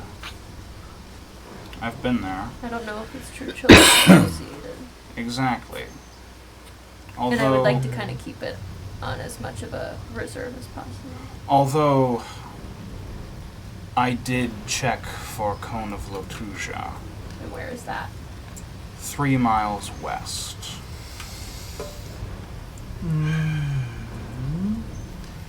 Although I mislike losing time on another task we had agreed to, Right. that also carries grave implications for everybody. Right. I understand, but we have also shoved the forest to the very end of importance. But there can't be more than a half a day's travel with the horses to Small Hollow. Could we at least get there? And figure it out. First of all, can I just point something out? If you need to go directly west, what are you going to do with this wagon and horses? Fair point. Kill the horses. We might have already done that by strapping the hawk to it. Don't say do we. I still have? Don't say we. Do I still have poison and disease up? Probably not. Is there any disease on the horses? Was it 10 minutes? Yeah. The horses look clean at this point. Go ahead.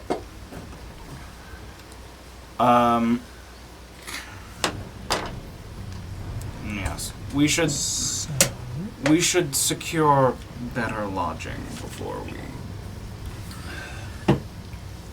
You said 3 miles to your Cone of Lotuja? 3 miles to a small cluster of Cone of Lotuja due west.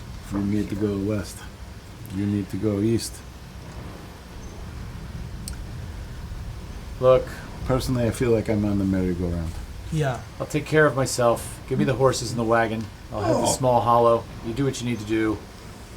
Should we meet you there? I'll be there at least overnight. But I need to get my... Look, I'll set them up at whatever stable I can find there. I'll leave them in your name. I'll I'm move gonna on. hold out a claw to Lavina. I'll find you.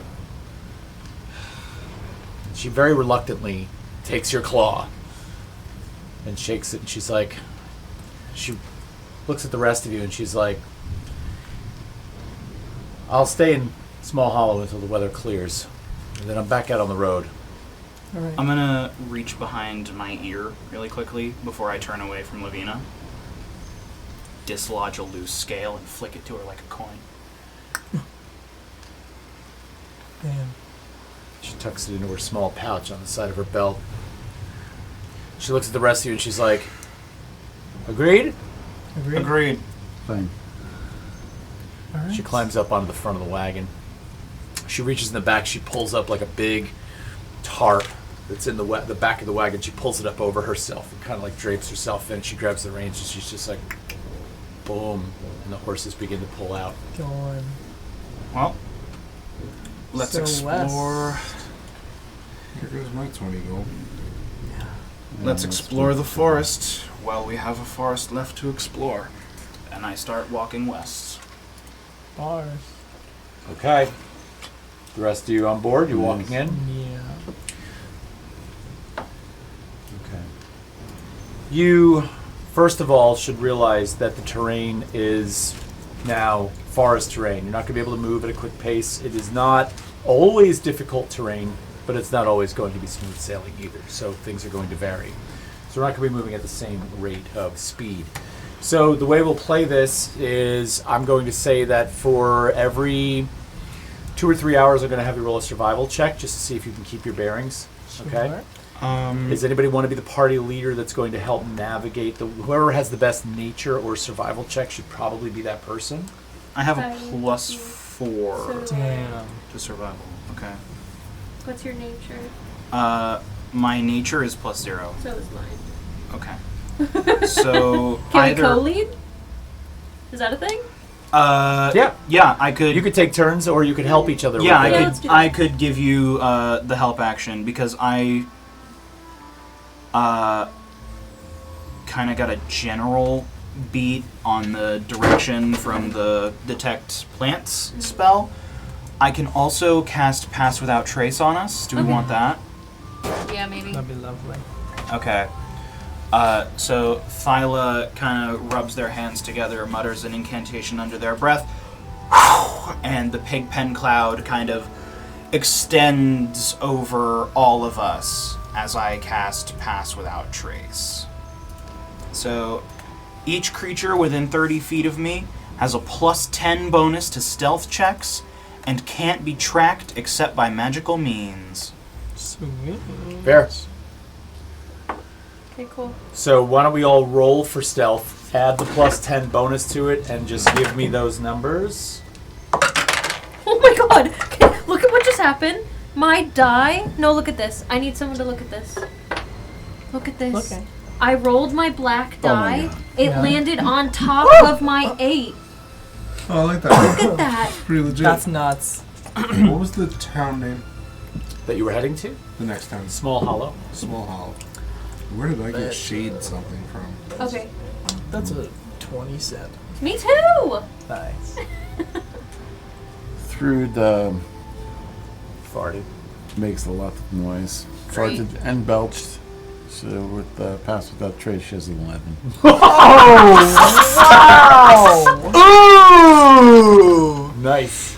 So, third got the 1. And you got I a 2? got the 20. Oh! So I'm at a 32. Okay. I'm at a 28. Cersei? 27. So 28, 27, 27, 32. They 11. kinda- Our they kinda average make is up at for you. least. The average is 20. very, very high. Okay. We're surrounding I was through. thinking about making just all this fucking running noise. down the street after Lavina. Alright. Clank, clank, clank, clank, clank, clank. While frying pans bouncing around. And if you make the survival check, I'll give you the help action. So you make fairly good stealth checks. You're moving your way through the woods with ease. In the rain especially, it's probably easier to be a little bit more quiet because there's a lot of noise, white noise. Survival check for me for the first leg of this trip. Do you want both of us to roll, or do you want advantage? Either one. Should I just do advantage? Would it be easier? Oh yeah, take advantage. Okay, that is a 23. 23. Yeah. That's what I'm talking about. Thank God it was with advantage. Yeah. Let's just put it that way. You spend about the next 2.5 hours moving directly westward from that road, maybe 3 hours or so.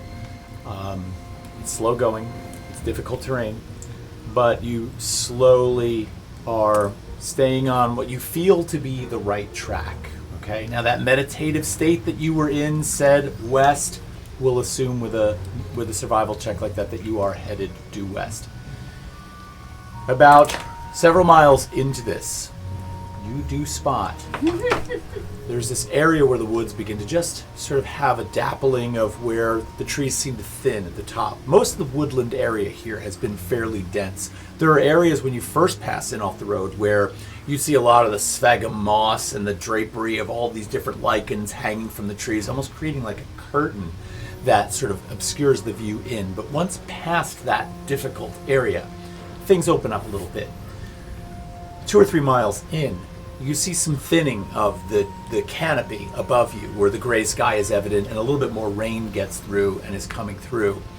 And you see on the forest floor a small area, small patch of these very small coned mushrooms that have a lavender hue to them with a white stalk, all in little clumps on the ground around you. I'm gonna approach that and then kneel down. Is this what I think it is? It is definitely the cone of Lotusia. I'll take my scimitar. Cut the base of one of these cones. Hold it up. I did say speak to me. Oh. Okay. I'm gonna look at the group. Is this your first time eating this? Second time. Second time. Park. The familiar sort of earthy, bitter taste of the mushroom is sort of a mixture between a savory with just this hint of like what is reminiscent of like a dark fruit on the palate. So it's not super sweet, but it does have a bit of a tanginess to it that kind of goes down with that overall savoriness. And I You sit swallow down it. in a meditative pose. You feel a warmth sort of cascade down the esophagus and into your stomach and expand in an outward way as you sit down on the ground, placing your hands on the ground. What is it you're looking to do?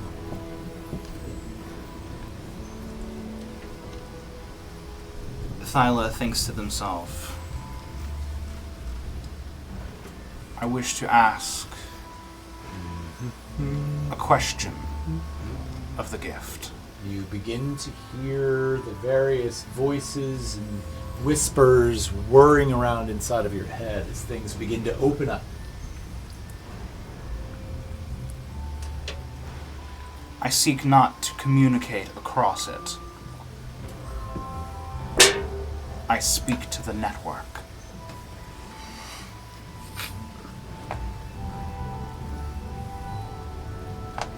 What do you fear? And how may I combat it? It's a big question.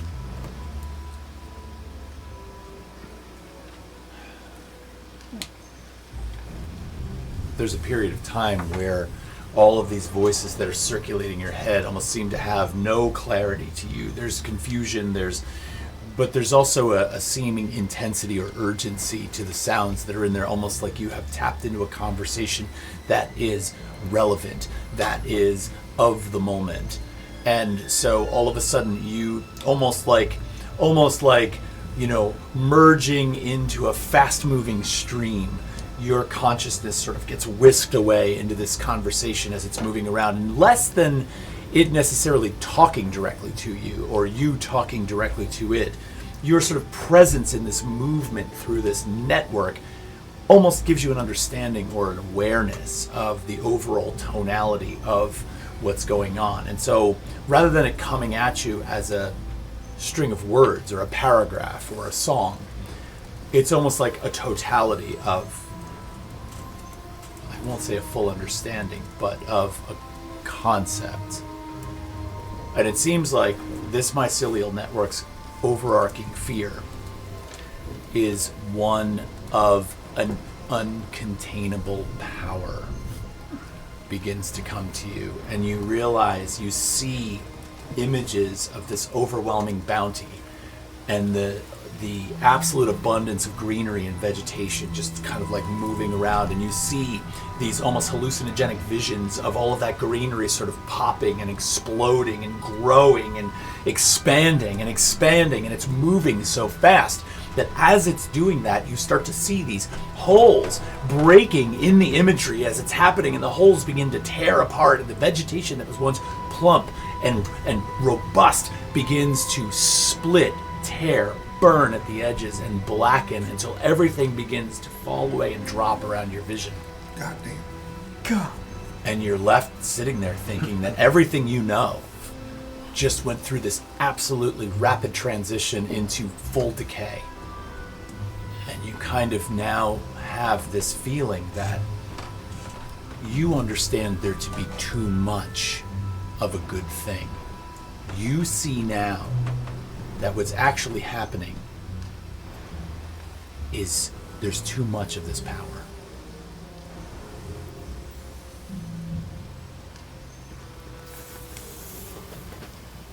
And that's all. While they're sitting there meditating, Yes. I'm gonna kneel down and I'm gonna start cutting some of these fucking things off the ground. Okay. You're sawing away. You're taking a little collection up. Yeah. Seeing, when I saw Thylas sit, I also was gonna sit and kind of put my hands in the dirt, and I just want to kind of see if I get another feeling like that, like beam that I had the other night. So you begin to meditate as well. I want to make sure that I'm going in the right path and see if I see anything different. Okay. That's my goal. Roll perception check for me. Eat a mushroom. Surely. Am I I don't know to eat the mushrooms. am I awake at this point? You have full consciousness as a lot of this is happening, actually, and you almost feel like you're able to sort of move and in and out of your networked space. 19. 19. You're in a meditative state, hands attached to the ground. You're cutting Kona Blotuja. You hear the voices, as you always have. The one that came to you the first time does not come out in this one.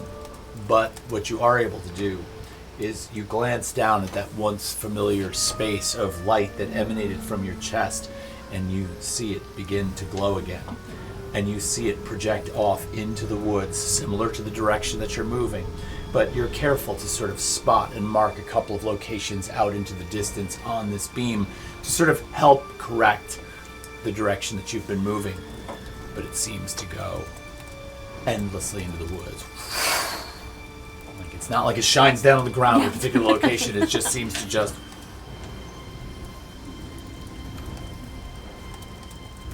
I'm going to stay here for a little bit and see if anything else. Okay. If I'm still in this kind of semi-dream state within the network, I think Thyla's consciousness would stand up from the sitting position and look around, take in all the dead vegetation. And I think Thyla is going to look and search the skyline for a tower. This is, of course, in the dream state, right? Yes. Of the space that... Okay. So you're sort of now... almost like you've found a way to navigate the various channels within this network of your slipping in and out of this kind of consciousness. You are able to actually pull this tower into your vision. But I want you to roll a perception check for me again. You can spot it, but I want to see how much you learn from it. 17. 17. Not bad. So you're floating through this space and you see the vegetation and all these different hallucinogenic images, and the tower sort of comes into your view. And so you move down and in, and you notice that the space all around this tower has also become this sort of blackened, scorched earth. There are the remains of dead trees sticking up from the ground. Some of them almost appear to be like smoldering to some degree. There is a large entrance to the front of this tower up a very long flight of stairs. There's an opening in the front of this tower. This tower looks like it goes up probably about 200 to 225 feet. And so as you sort of swoop down, your curiosity gets the best of you, and you swoop right in through the front door. And this opening opens into this massively grand, almost like cathedral-like opening, like a place of worship almost, except for where the vaulted ceiling goes up. There is a black hole in the center of the ceiling. And so instinctively, you're just kind of like, and you fly up into this space. The stonework of the tower is flying past you. Occasionally there are these very large stained glass arched windows. You keep going. Occasionally you see the wrap of a staircase that's winding up the tower. You continue to fly up the center. And as you come out the top, you emerge into another open space where there is a catwalk that goes all the way around that leads off into several rooms. And up there, you see all these, like the shells of turtles, all sort of lined up in a row, looking down over the edge. You fly past all of their gazing looks that are looking at you. Up you go. And they all sort of turn and watch you. And you circle back around, and then the vision just kind of goes. What is happening? Okay, just sit there. Did they look like Galapas? They did look like Galapas. How many of them were there? Probably 25 to 30. Okay. They were all around the perimeter of the inside of this tower, standing on this balcony. Okay. And they almost seemed to see you. I have a question. Can Thyla also see that beam that I can see? No. Yeah. You're having a different experience. Okay. So, Thyla, upon the vision kind of ending, Thrud, Is everybody done with their mushroom time? These things, Right, sassy pants. we paid a lot for these things. Yes, I remember. Did you fill up your bag? I mean, I got a couple of handfuls. Okay, good. Hopefully we can recoup some time and money. I don't know. I don't know if we can sell them. I don't know if we need to. Well, hold on to them. Maybe we have to dry them out or something first. But whatever god you pray to, ask them for the hope of more time. If there are any other Cone of Lotuja present, I'd like to scoop up maybe 3, 4 of the cones? of the cones. Yeah, you can easily get that. Are we moving on? At the sound of that, I would. Yeah. Okay. So you know the direction, and you begin to move on into that space. You travel for the remainder of the day. I'm going to have you each make, or one of you will make the survival check, either with advantage or with the help action. I could make it with advantage. Even it out. Survival? Yep. Yay. It's a natural 20. Oh wow. For a total of 24. Yeah, co-captains. This is great. It's still a nat 20. You rolled 2 nat 20? No, I rolled a nat 20 and then I rolled a 15. Holy shit. Yeah, it's a druid episode, baby. It is a druid episode. So as you're working your way through the afternoon, the rain begins to subside. I'm not going to say that the sun comes out, but it does grow significantly brighter as you get into late afternoon. Again, you've passed through denser areas of the forest, but this is all looking like the same thing over and over again. You have traveled deep. You've been at this for about 6-7 hours now, okay? You're moving deeper into this forest space. It is getting to the point where you probably should start thinking about breaking camp, but you're not quite there yet, okay? Nothing has stood out to you. I will say this. At this point, who were the ones that were thinking about going with Lavina? Who were You've seen this vision, okay? And you've sort of had some of your need to go to Steekruk's tower a little bit reinforced by what you saw. You're growing frustrated because you're just kind of walking blindly into the woods. And other than a patch of, probably the largest drug heist you guys have encountered since this adventure began, not much has shown itself to you, okay? So your frustration is growing. especially being that we just, are a compass without the needle sometimes. Right. Roll perception check for me, all of you. Okay. Fuck yeah! 21, baby. 6. 18. 6. I'm not kidding. 14. Thank fuck I rolled well. Did you hear me? 21. Yeah, I heard you. Okay. 21. You have an incredibly good pass without a trace stealth roll on. And I know that you're not able to be followed unless by magical means. Yeah. There is a moment where you hear something crack Fuck no. in the woods, probably about 100 feet behind you, that seemed out of line with everything you've heard thus far. And that might just be because the rain has started to stop and you can now sort of hear at a greater distance without the din of all of that rain coming down. Or there's something behind you. I'm not entirely sure. I turn around. You don't see anything. We're gonna die.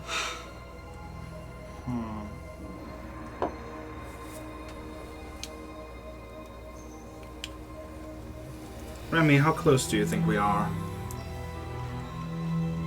She doesn't know. I'm gonna just look it through before sitting back down and trying again. You're gonna what? Sit down and try again? Yeah. To what? Find ascertain direction? Yeah. Okay. After being asked if I have any idea how far we are. Okay. So you're gonna have to sit down and take a meditation break for this. Okay. And then Question. yeah. How far back did you say that sound was? It felt like it was about 100 feet behind you. I'm gonna walk 40-ish feet. And I'm gonna cast Fairy Fire. Each object in a 20-foot cone within range is outlined in blue, green, or violet light. We're gonna make it green. Green. Kind of hold out my hand, and the pigpen cloud begins to glow in the streak, and I just send it out. 20-foot cone. 20-foot cube. 20-foot cube. Centered on a point, I'm assuming, that radiates out from you. No. It's just a 20-foot cube placed within 60 feet. Nice. So I'm going to try and place it in kind of the area where I heard the twig crack. Mm-hmm. If there's a creature in that area while the spell is cast, it's also outlined in light if it fails a dex save. So I'm trying to find if there is a creature. Okay. Why don't you roll a perception check for me to determine where you're placing that cube.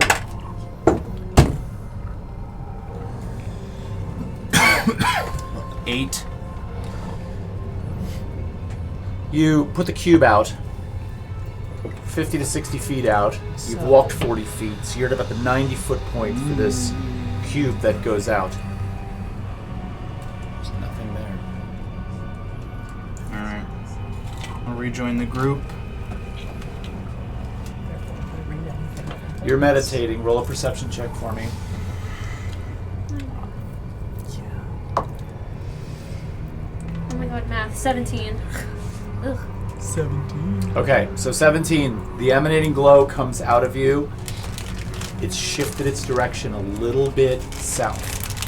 You do notice that as you sort of turn and look to the south, it almost appears like the woods thin a little bit in that direction, mildly. It almost appears like if there's light, there's more of it in that direction. To the right, the woods seem to get really dense and dark. Okay, I'm also gonna listen. And I wanna, put out as much energy as I can. Granted, I've been walking for 6 hours into trying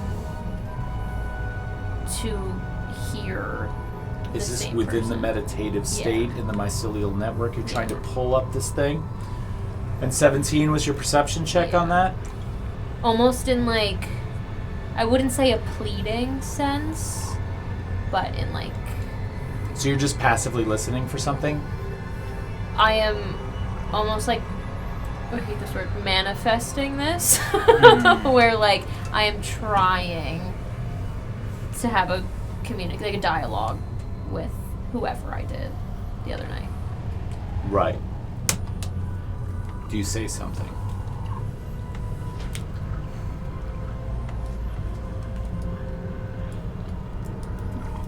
Yes.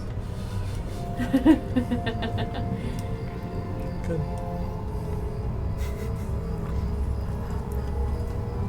How much time do I have?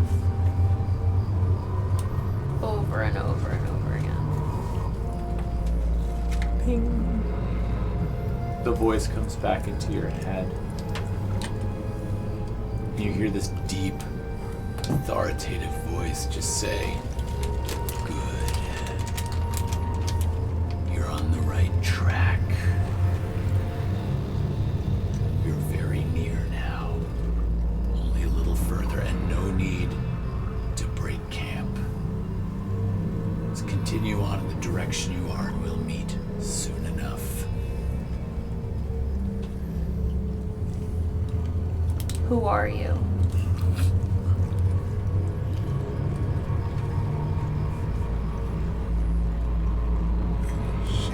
Roll a persuasion check. This music is awesome. It's killing me. for It's this. killing me.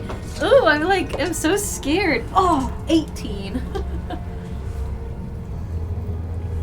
I'm gonna say it again. And again. I'm your great, great, great, great grandfather. And the voice disappears. I'm gonna come out of this state. We're not stopping. That's what I was thinking. Thrud just starts walking. It's like, fuck Thrud, that I wouldn't shit. keep walking because it's a slightly different direction than we've been going. Lead on. And I will. And I'm gonna walk the way that it showed. All right, so you move on in the direction that you were told. With a haste. Like I'm walking faster than before. It's a little difficult to walk fast through the woods, but I'll let you go as fast as you can go. It begins to get dark. Dusk is falling. All right, you continue on. This is starting to get, Spooky. you're asking a lot. I'm going to put this out there. You're asking a lot of the rest of your party, right? I know. Are we all following? I don't know, are you? I am. I Okay. definitely am. Yeah, me too. I believe the rest of you are. No one's protested yet. Begrudgingly. Ditto. You continue on into the woods. It does start to clear a little bit, right? And then as you sort of come upon this one area that appears like it's a clearing, you notice that the reason it appears like it's a clearing is because there's some distance between the area you're walking in and the next set of woods. Optically, that was unable to be seen from back where you were, but as you get closer, you realize that the ground drops off in a way that's almost optically you're unable to see that. But then as you get close, you see that there is this space that drops down into the woods really, really deep. It probably drops off about 250 feet down. It is not a sheer cliff wall, but it is a very, very steep incline. Past that point, there is still tree growth, but the problem is now you're looking out across this canopy that's been dropped, which is where the light source was coming from, right? So the woods actually continue. It's just that now you're looking across the top of them, and there's this deep pocket, okay? Now as you approach this space, you're sort of standing there marveling at all of this, and you're looking around. One last round of perception checks for me, please. Gladly.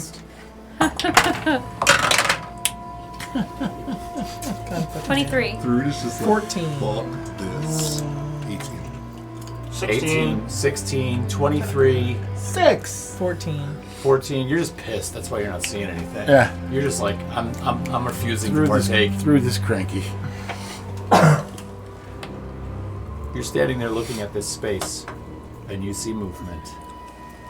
Below you, where this slopes off at an impossibly steep distance, there's movement below you, and you see several figures. They look to be like they're clad in camouflage or greenery or something. And they're just moving along below you, and they're working their way up what appears to be a trail that looks like it connects far over to the right at the height that you're at.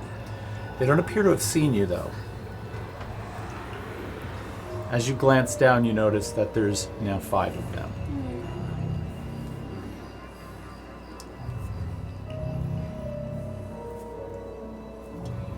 So That's cool. Just stand there. No. So anyway, What's the what plan? happens next? Jump. I'm gonna look at This you. is a. So we're And look just at them. standing Look at at the you. edge of the And I look And at look him. at them. the edge of the drop off.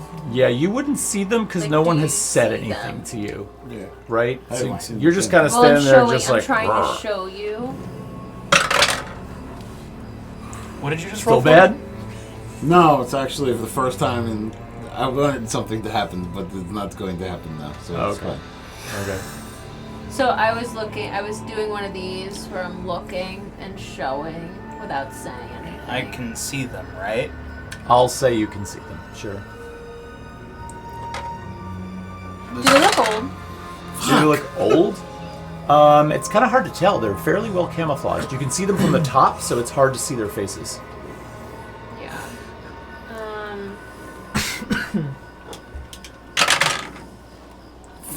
Unbelievable. What are you doing? Just checking out the rolls. Yep. I'm actually rolling for something. So but- they're going on a trail coming like up that embankment. That's what it looks like. Do I see the trailhead, like the top of it? Well, like I said, it's sort of winding up the cliff face. Yeah. And it looks like it's going far over there, but it's rising as it gets further in that direction. And as you glance over there to see where they might come out, the ground sort of rolls away a little bit. It looks like it connects off in that direction, but it's probably not for 80, 100 feet. I kind of want to meet him at the top. loses her balance at the top of the ledge Fucker. and slides down the hill. I follow through. So you lose your balance and begin sliding down the hill. Yes. Okay. And you're following through? I see that happen, and I look at Remy. Why top of the hill when we can just approach? And I step off of the edge and just kind of try and like slide down, All cool, like. following through. Okay. The two of you begin sliding uncontrollably down what is now a fairly muddy and leaf-covered slope, occasionally hitting a few rocks here and there, tumbling over here and there.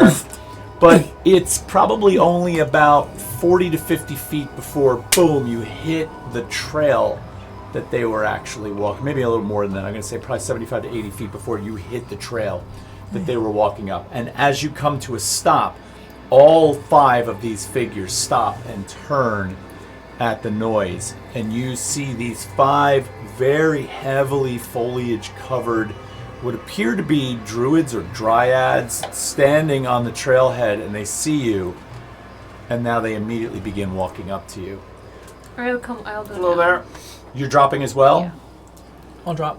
Yeah? Throot stands up and starts dusting herself off. Well, you're more mud, so you're Slopping. slopping yourself Slopping off. off, Yeah. Hello there.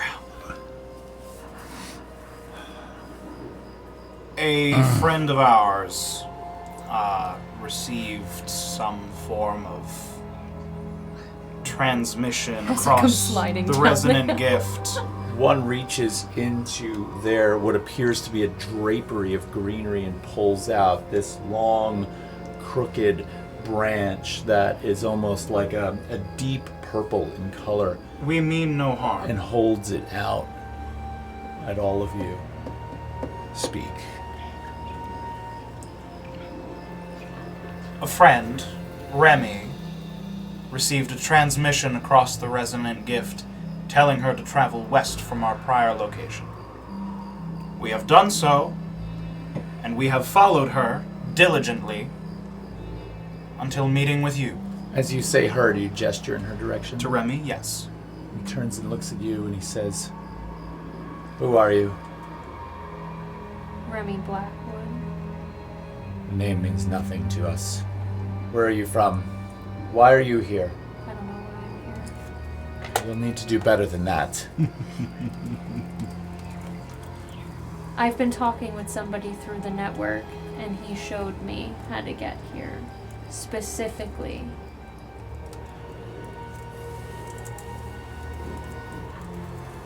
or I wouldn't be here. What is on your wrist? Nothing. What's under the bandage? I got hurt in a battle and I take it off. One comes over to you and he reaches out and he holds your hand and he looks.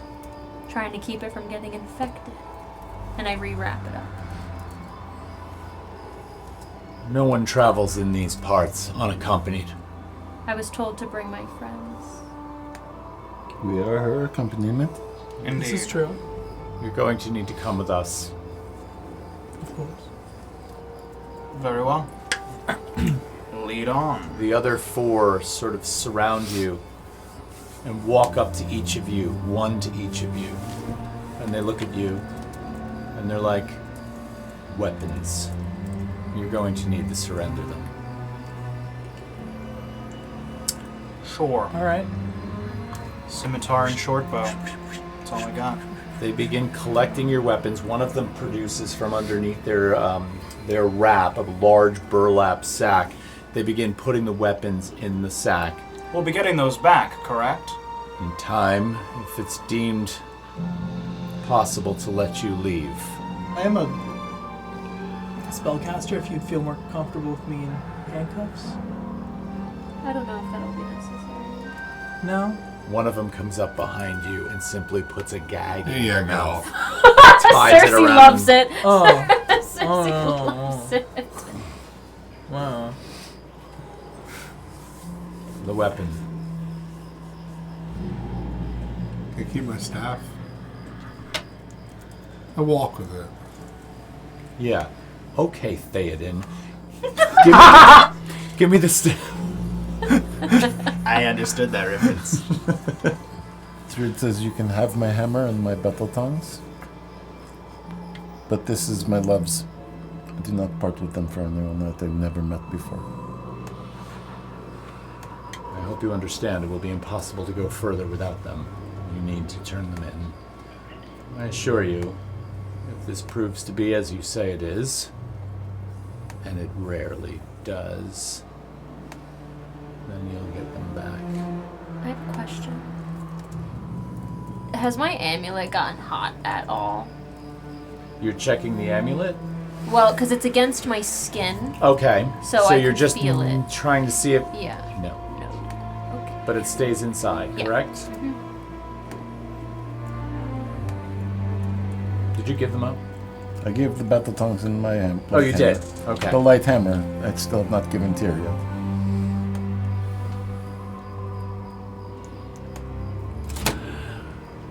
It appears we could be at some sort of impasse with your friend.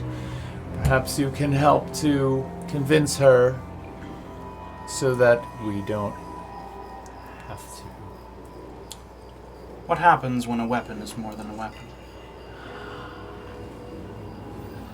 I'm not sure we necessarily are interested in getting into the philosophical underpinnings of this exchange. I'm simply asking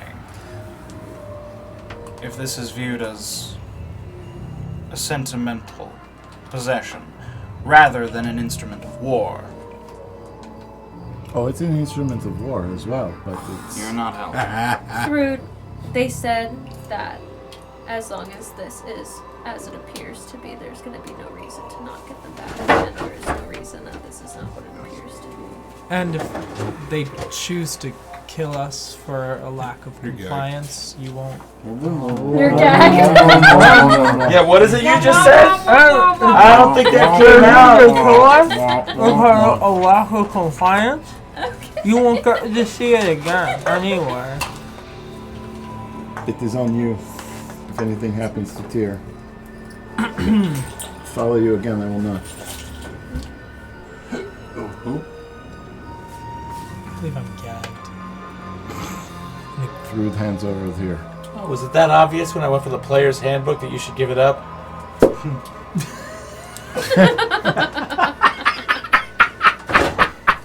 Shit, I wanted to check something. Oh, you can The tell druid sort of looks at you and reaches out, respectfully takes the weapon and puts it in the bag. Did you give up your weapons? yeah. Yeah. Great. These 5 individuals beckon you, and now you begin to go back down that path that they were coming up. It's getting dark. You travel for about an hour, and you come into a small, beautiful wooded grove. There are trees surrounding this grove almost in an absolutely perfect circle. These are ancient, old-growth trees. The one at the middle of the circle, which is sort of not the middle, but at the head, like that 12 o'clock position on this circle, has a circumference on it that is unimaginably large. And carved into the bottom of that tree trunk, there is a beautiful arched gateway, which seems to lead into the base of the tree. Nobody appears to be going in and out of that, but there is considerable activity in this space. You see a fair number of druids in a variety of dress, almost like, not battle garb, obviously, but almost like religious dress, moving about the space. At the entrance to that tree, there seem to be 2 fairly well sort of built druidic guards standing there.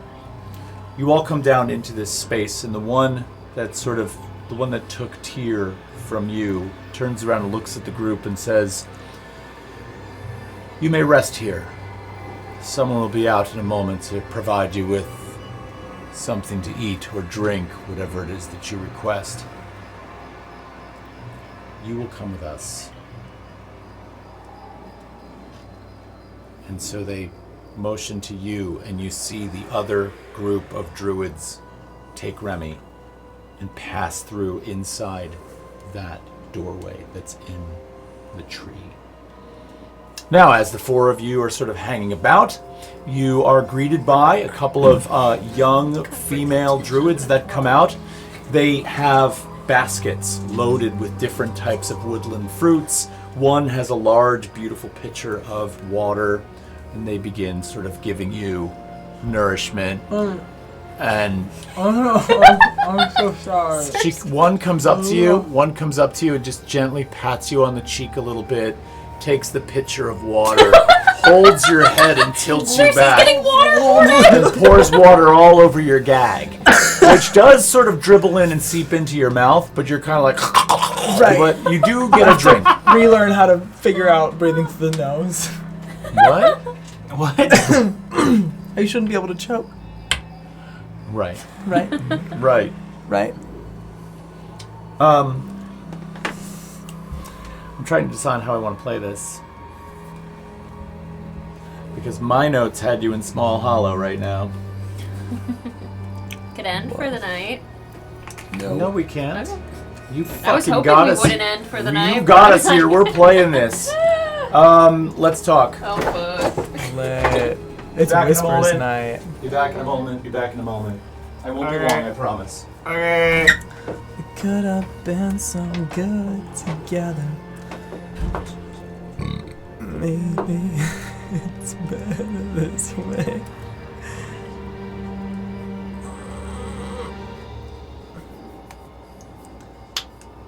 You and I typed the all real. Should have prepared charm person today.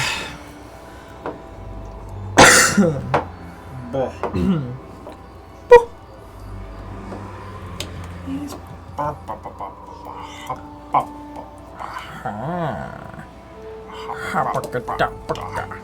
expects us to be in whatever the other fucking place is. But he always dangles something in front of us and doesn't expect us to take it. Manaka. Like, Harmonica. Especially with He's family. yeah, I mean, Harmonica.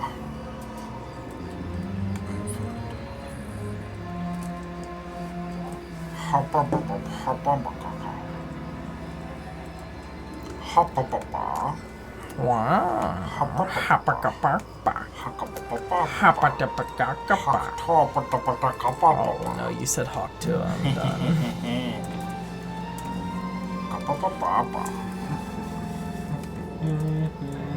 You and N is an element of the integers. Word. For all x, there is some y, such that x equals y. But like,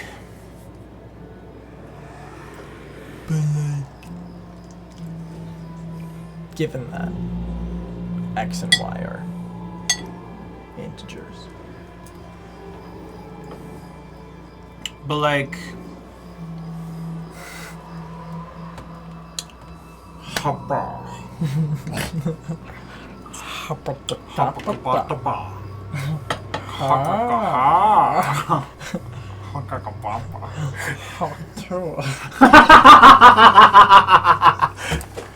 God, my brain is rotting. My brain is rotted. No way! All right, what are the four of you doing while you're Y'all being are fed so and loud talked to? out there. What are you doing? I have an water. idea. Let me have it. I have my things with me, right?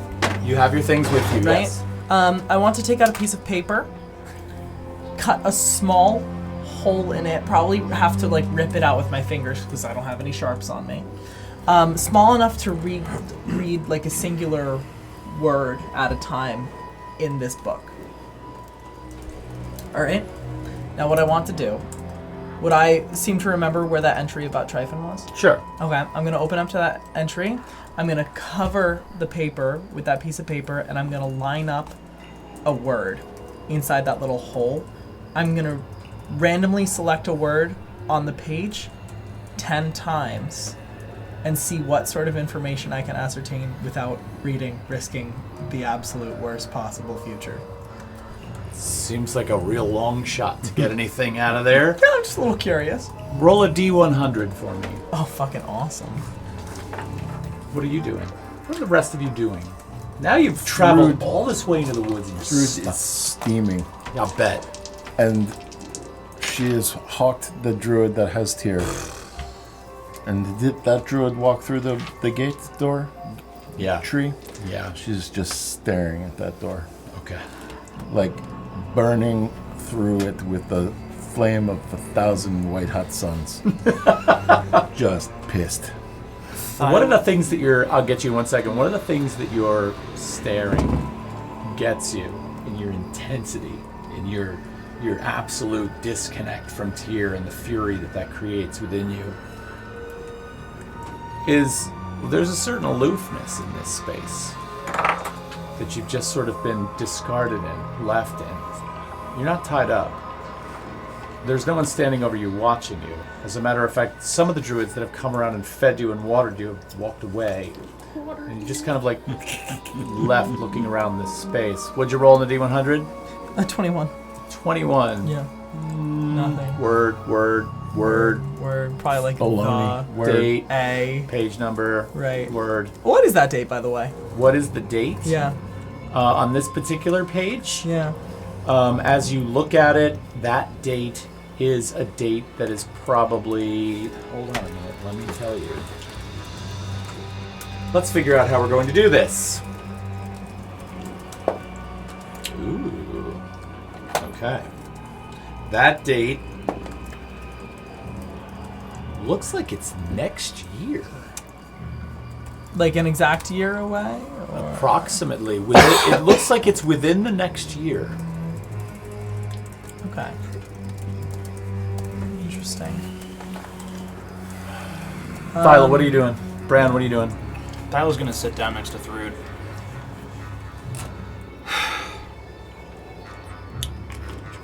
Please tell me that I'm not the only one who fails to see the point of all of this.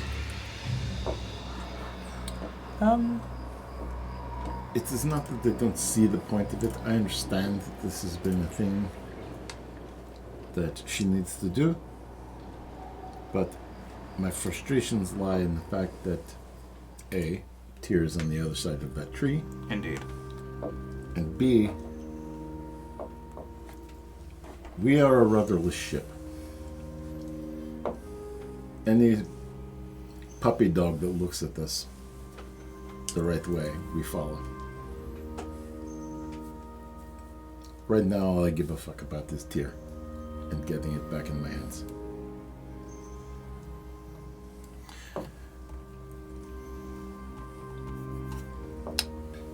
It's a valid goal.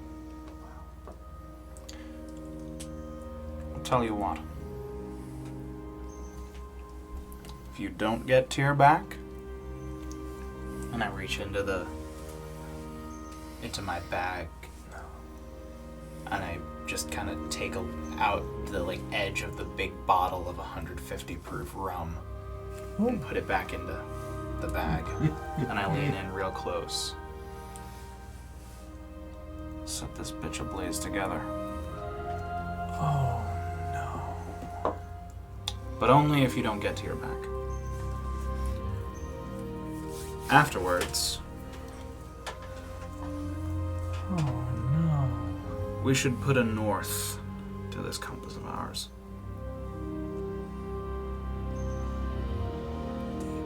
We should follow each other, not a random person who is tacked on. Sometimes that might mean following the satyr. Sometimes it might mean following you, or even Gaggy McGaggerson over there. The bottom line is this. Sorry.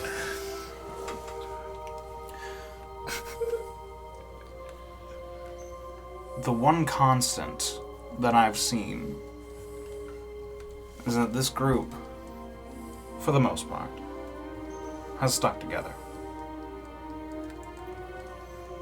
On our shoulders is perhaps the entire economic collapse of 2 whole continents. Be that financial economics or life as we know it. I'd like to protect that.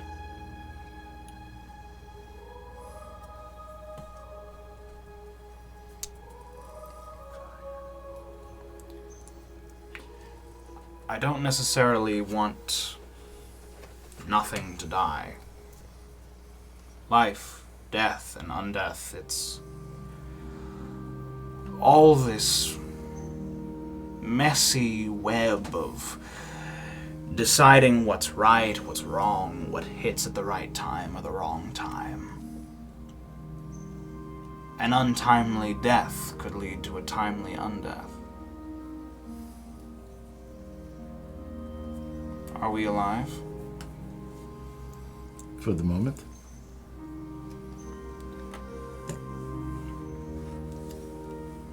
Why not use our lives to protect life? At least with respect to the other members of the web. Lavina is a person who treads the line of life and undeath. I'd like to learn from her if I can. And I'd also like to explore the area that I chose not to a while ago. If that is what can help us stop the absolute destruction of all, perhaps it's a north worth chasing.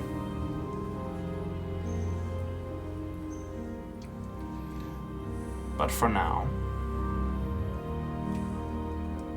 let's just focus on getting your axe back. When I talk about getting my axe back, then we'll talk about getting a northward direction. Can I hold out my claw? Druid spits in her hand and slaps it against your claw. I would also spit, but it's green. Ew. Oh, And as you two shake, you've given this sort of rallying speech about what needs to be done. Your hand wet with Thrud's spit as you're sitting on the ground. You pull away rest your hand on the ground. And that flood of information comes back in to your headspace and sort of just grabs you for a moment. But this time, there's a resonance to it. It's like a... And your attention to the space around you begins to look.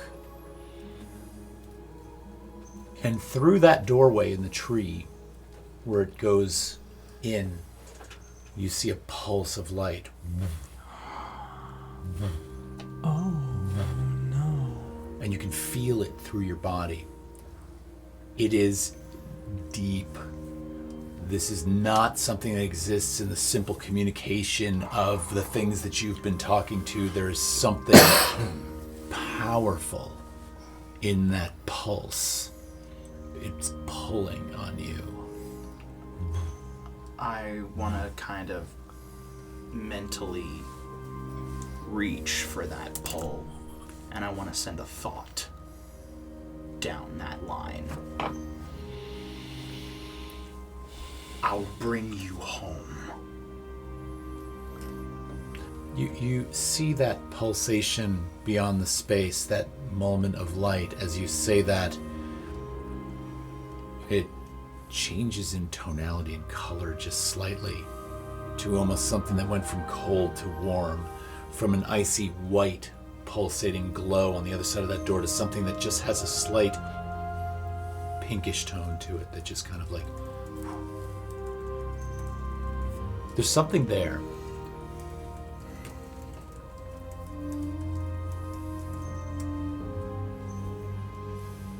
Assuming that it is what Thyla thinks it is, I'm going to reach into my bag, take out a cone of Latuja. Let's talk. And I lie down in the grass. And that's where we're going to end tonight. How's the food been? Fantastic. Great. Food I tour wouldn't of fucking Emberfell. know. I'm still gagged. You haven't eaten anything. You got some water. I got Branmorn, half however, has waterboarded. you've been eating some really interesting fruits of the forest. Yeah, It's I've just nice. been listening to this conversation. and None of I'm you just ain't sitting here. gonna help just- me. I have a question really quick. Maybe I'll shove a little Before piece in I went in, Cersei's would I have mouth. had time to say something to Cersei? Sure. I would have gone up just trying to be just an earshot of Cersei and ask if there was the name Valen Darluden in your book. Valen Darluden. Yeah, that's it. Okay. Hold on. How do you spell that? Valen. Valen. Uh-huh. Darludden. Do you mind if I make a quick perception check, take a flip through after I fail to ascertain anything from Tryphon's page? Go ahead. Awesome. Give me a perception check on Should I that. roll it with the wither and bloom? Oh no. No, we can't. No. That hasn't been imbued with the magic yet. Gotcha. Here, hang on. Oh, I want to look at. Oh, it's light. All right. Cute. Come on, give me something fucking cute. good, bro. Imbued with the magic. That's a 16 perception. Nothing. Nothing. All right, people, listen. Number one, our music is provided by Pocket Bar. We want to thank you all for watching tonight. fucking We really nuts. appreciate having you along. And here is a little extra for those of you who watch to the end. We're probably going to be taking this part of our show into a live cast by the next session. So, stay tuned for that. All things going well, 2 weeks after this recording, we should be live on Twitch and YouTube, or at least YouTube, depending on how that goes. So, get caught up. Watch those episodes. They're all there on YouTube for you to see. In the meantime, like and follow. We love you all. We'll catch you next time. Take care.